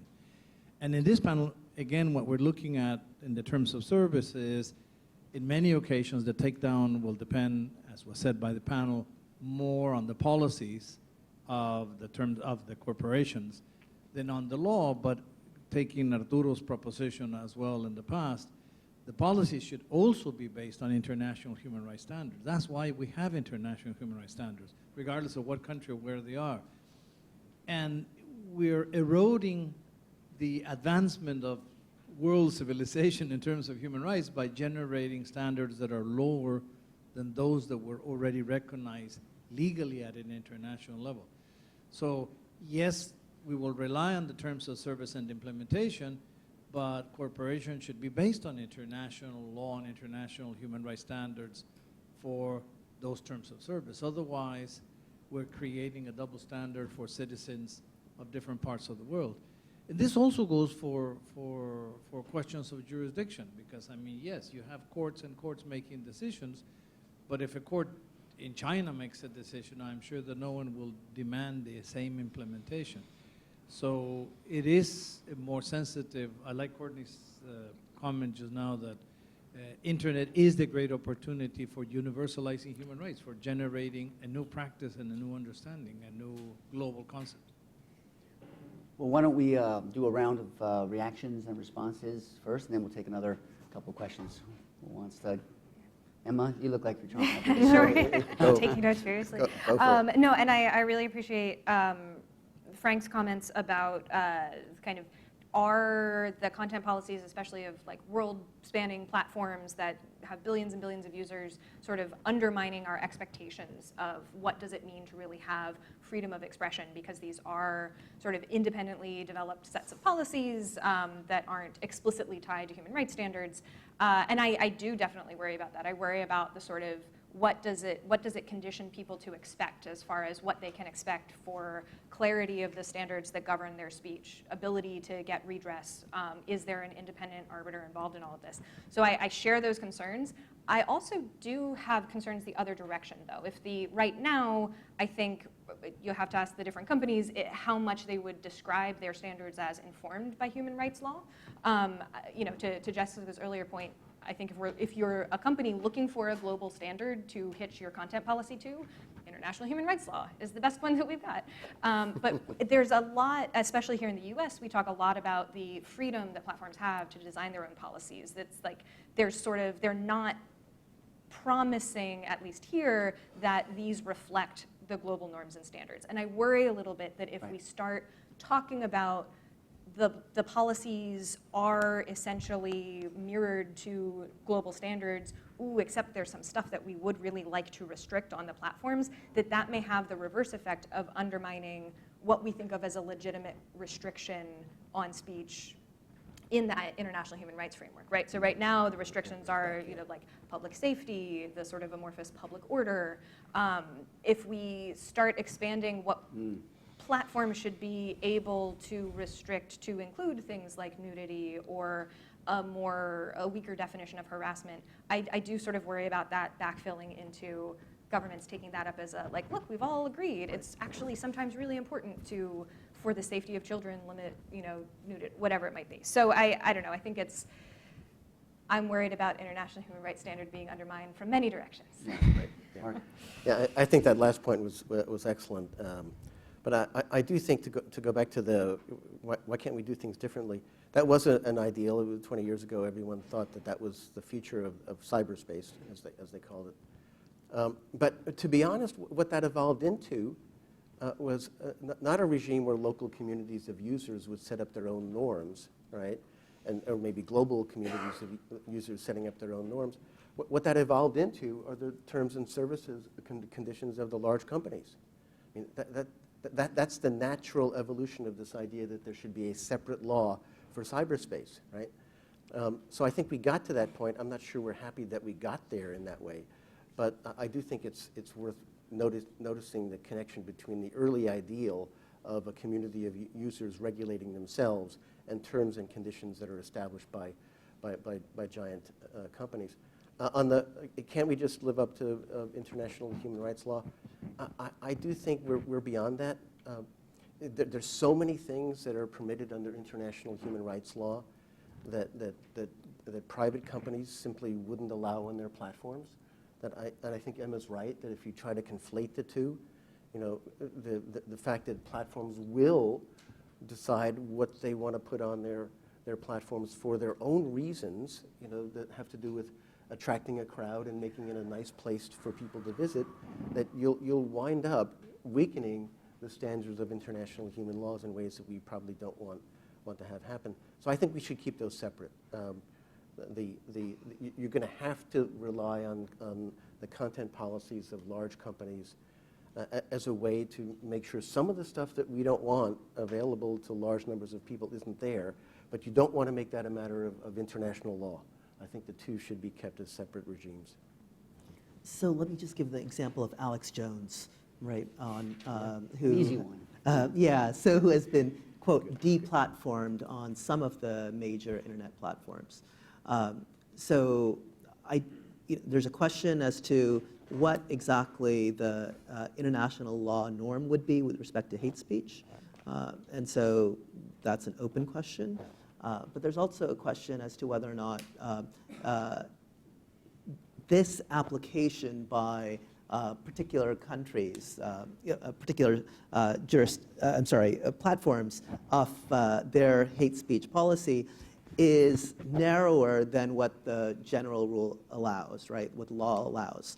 And so in the United States, clearly, Alex Jones is allowed to pervade his hateful nonsense. This is the kind of same thing that Judge Gomez said in the French Yahoo case. Despite the moral imperative, the law permits it in the United States. And so I think I am comfortable, and this will be something that it will be controversial, that some platforms decide to deplatform Alex Jones, whereas a platform like Gab says, please, all white supremacists, come jump on our platform because we are, pro this stuff. And so I think, that's an American perspective. I am comfortable with that. Now, that doesn't mean I'm comfortable with the legal regime that enables that to happen. And so I think that's the better approach from the legal perspective. Now, Frank raised the question of what does this, can't we use international law or international human rights law in particular to govern this question? It's not clear to me that international human rights law gives us enough of an answer. I could turn it back to you, Frank, to say, what does it say about Gab? Should it be illegal under international human rights law? And so that would be so that would be what I would ask. And or is what Twitter is? Let's say there was a lot of pressure put on Twitter to deplatform, and ultimately there's a temporary suspension, whether or not it's permanent, of Alex Jones. Is that a violation of Alex Jones's human rights right? Free expression. So those are the questions. Yeah. So, yeah. Jessica, did you want to? Well, I'm certainly not going to talk about what's legal under international human rights law because it's not my expertise. But I guess what I want to say is that I respectfully disagree that that the terms of service that we have today is the result of a natural evolution of the internet from 25 years ago. I think there was there have been a lot of decisions made that are sort of, the libertarian sort of direction that the internet should take, and that there's a lot of pressure and a lot of advocacy for that particular direction. I think there was an editorial, an op-ed in the New York Times recently that Joe Lepore wrote that was about that specifically, and sort of America's fascination with technology and the libertarianism that basically has produced the Silicon Valley companies that we're all contending with today. And that we should be thinking a little bit more deeply about that. It's not something that just happened because this is an organic evolution. There have been forces at play from the very beginning that have led us to this point.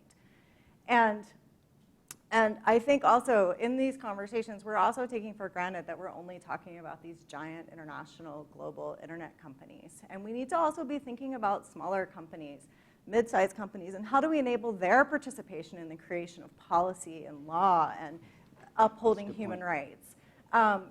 It's not just, despite the fact that it kind of is, it's not just Apple, Google, Facebook, and Twitter. And Twitter, as we all know, sort of gets lumped in there and then has never made a profit, So, whatever, but it does have a lot of power.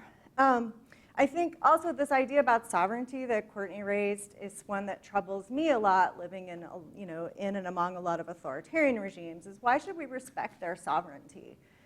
When they're not respecting, the personal dignity of the people who live under those regimes. Why can't we challenge that more under our international system? Why do they get the same standing as any other nation state that does go to the effort of at least trying to present, being a democratic country and a rule of law?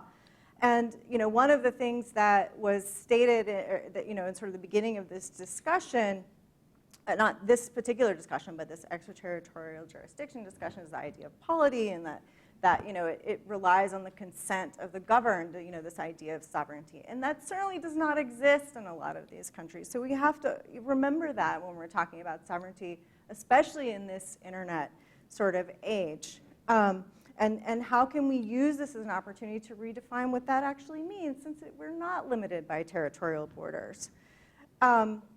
Something I recently discovered is sort of this idea, this kind of like, sorry to get really nerdy here, but this idea of sort of like a theory of justice is John Rawls is like this original position of like, we're all sort of, we don't know who we're going to be or what traits we're going to have, and we all get together and we sort of decide what should the framework for justice be in our new community. And because we don't know if we're going to be rich or poor or black or white or whatever, we're all going to make the best decisions for the system as a whole. And then he took that and he wrote something else called Laws of the People. And the last principle in the Laws of the People is that, and I have it, I hope, somewhere here, so I want to quote it, is there are many different principles, and I realize this is becoming really vague, but the last principle is that peoples, and I sort of refer this to this cosmopolitan pluralism that you're talking about, these communities, right? That we're communities, and what if we're a community or a people of open culture? But the last principle is like peoples have a duty to assist other peoples living under unfavorable conditions that prevent their having a just or decent political and social regime. And the nice thing about this is that, even within this, it doesn't mean everybody has to, he talks about liberal people and decent, and you can have different standards within that. But the nice thing is that we're not sort of a race to the bottom of like, trying to create the lowest common denominator of what is free expression and what is privacy. So I would like to try and push the conversation in that direction. Okay, I think we just time for maybe a couple more questions. Rebecca, and then in the back. And I think that'll wrap it up. Hi, I'm Rebecca McKinnon. I mean, it seems what we're coming down to here is a challenge of politics and representation, right? So, you know, who are the internet companies to say we're going to ignore the sovereignty of these nations, because who are they representing? Or then who's kind of making the decision, and who are they and how do you avoid the cultural imperialism charge without having some sort of polity, you know, whether it's geographically based or based on some other community or whatever construct of community that is standing behind the decision to ignore national sovereignty. And it seems that's what's missing, right? That there's no community that is granting legitimacy and consent to an act of ignoring national sovereignty. And then the question is, you know, if there's a sense that that would serve human rights, to have that, how is it possible to achieve, and how do you do so? And are David Kaye's kind of suggestions around councils and so on one step in that direction, or, you know, I mean, that seems to be the knot that kind of needs to be untied somehow. Yeah. One more question over here. Address the question that I inappropriately asked in the first panel. It's about sometimes what's described as the tension between privacy and data security, and specifically if you can address the International Crime Prevention Act, as some folks have voiced concerns that giving the FBI, which this act would do, the ability to take down botnets or suspected botnets used by hackers, would give them the ability to take down legitimate content. All right, that's our round of questions. Who wants to? Rebecca? Well, Rebecca is arguing for the consent of the network. Clearly. And how do we get it? So clearly, international human rights law has to be the baseline, right? The companies have to comport themselves accordingly. Governments have to comport themselves accordingly. And when the governments aren't living up to human rights law, companies shouldn't follow their dictates. The hard part is that's the obvious, clear statement. And that's because it's universal law. It's not seen as culturally imperialist because it is universal, et cetera, right? So it's not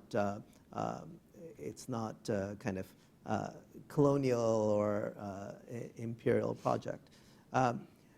But the problem is that when these companies try to operate in jurisdictions, they find that they have people on the ground, et cetera, that make it hard to not obey the dictates because of the risks that they have. So it's not only of course, it's money at stake. They want to operate in jurisdictions where they make money, but they also have this difficulty of operating in jurisdictions where they will feel the pressure from on local employees and risks. Vietnam's data localization policy literally requires officially a person on the ground that is therefore able to be kind of dragooned into court and put into jail, et cetera. And so that's the difficulty here. And so the one thing I don't agree with in the comments is the idea that cyberspace should be entirely different. I think that that vision, the Johnson and Post, John Perry Barlow vision, the dawn of the internet age, of the web age, isn't accurate, and it shouldn't be accurate. That is, we have human rights law. I think that's perfectly normatively plausible, and that doesn't mean that we need to. So by saying this, I'm not saying that we shouldn't ignore local sovereigns that insist on violating human rights law. That's a different question. I don't think it means that we don't feel an obligation to other jurisdictions. That's a distinct question. But I think treating cyberspace as a unique jurisdiction that is immune to territorial regulation is also problematic. and it would actually reduce consumer protections dramatically. Any other thoughts, Emma? Well, it's Closing sort of on that. statements, Yeah, if no. you will. Just building on that point, I think because I was thinking a lot about Courtney's call to have like more creativity and think bigger about what could be possible with the internet. And I think until we get the technical means for control of the network out of the hands of governments, that's always going to be a sticking point, right? And you know this, and I think it's a great reflection of what an amazing audience that we hear, that we've got like luminaries in the field who are asking questions of the panel, which I really want to just like hear your ideas on this, because I think for me, seeing the tension, especially around things like network shutdowns, the pushing the issue to the brink of if the platform will try to self-govern and set its own terms and have its community of people decide this is what goes on this platform, when a government can say, fine, then your platform is not accessible to anyone in this country. I do think that is a genuine tough choice for different platforms to make. Do you then give a little bit on what the government is asking you to do as far as specific content regulation, or do you say no one in this jurisdiction who can't circumvent the block can have access? And I don't think there's a one universal right answer in that question. I do think it's a really tough call. Well, I think we'll close. I'll just say that the one perspective missing from this panel is that of government agencies and officers who make these decisions or promote them. And it would be interesting to think about what goes through the mind of someone in the French agency who is ordering Google to take it down around the world, the information that they've been asked to have removed, or and what might influence that perspective. And I think that's where the role of human rights, not necessarily as a binding legal obligation every time, but as a source of guidance and inspiration and of developing functional criteria to, so that on balance, the enjoyment of human rights is impinged less with one decision, i.e. don't take it down all over the globe, but find a way to limit it, than the contrary position, right? Well, if you'll join me in thanking the panelists for a fascinating discussion.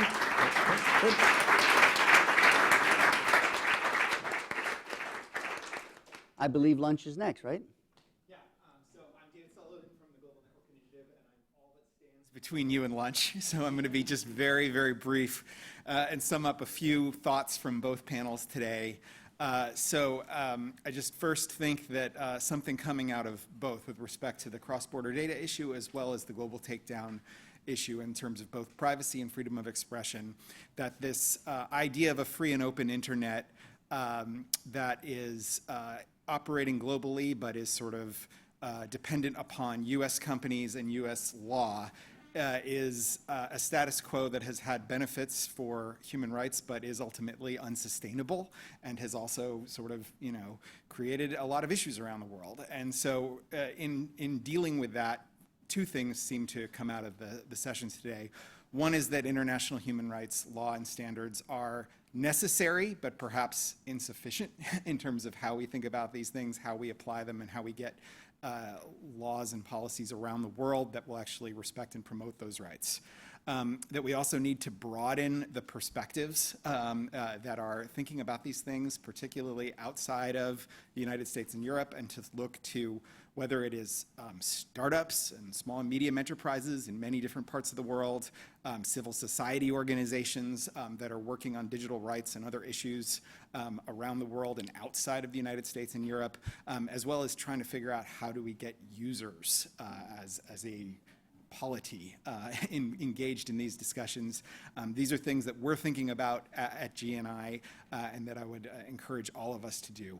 A second thing is continue this process of finding unlikely allies. There's many things that whether it's governments, companies, civil society organizations, other stakeholders disagree on when it comes to internet policy, but where we find points of agreement, we need to push forward. Jen, Daskell, and Greg from the first panel disagreed about a great many things, and there are many posts on Lawfare and Just Security of them and others going back and forth on the Cloud Act.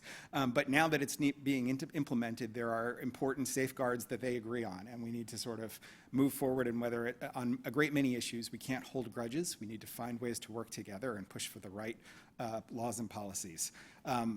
Third, when governments and companies are interacting, and as we talked about the importance of how company terms of service, are sort of the new locus of these debates, and governments are trying to influence those, we need to have others in the room as well, not just because transparency about how these policies are developed and implemented is useful in its own right, but if you don't have others in the room, you miss important substantive matters. We talk about things like when video evidence of human rights violations in Syria and elsewhere has been taken down. If you have human rights, sort of professionals who are in the room, they can help spot those things and avoid some of those negative consequences. And then lastly, I think we all need to keep making that affirmative case for human rights, and particularly for freedom of expression, at a time when we're all too often looking at all of the negative consequences of all different types of dangerous and harmful speech around the world. We need to think about the ways that freedom of expression is actually critical and something that we need to base all of our work upon. So those are just a few thoughts from today. On behalf of the Global Network Initiative, thank you. You've been a spectacular audience. We want to thank OTI for hosting us and ASIL for co-sponsoring this event. And with that, lunch is served somewhere. I believe outside, yeah. So thank you.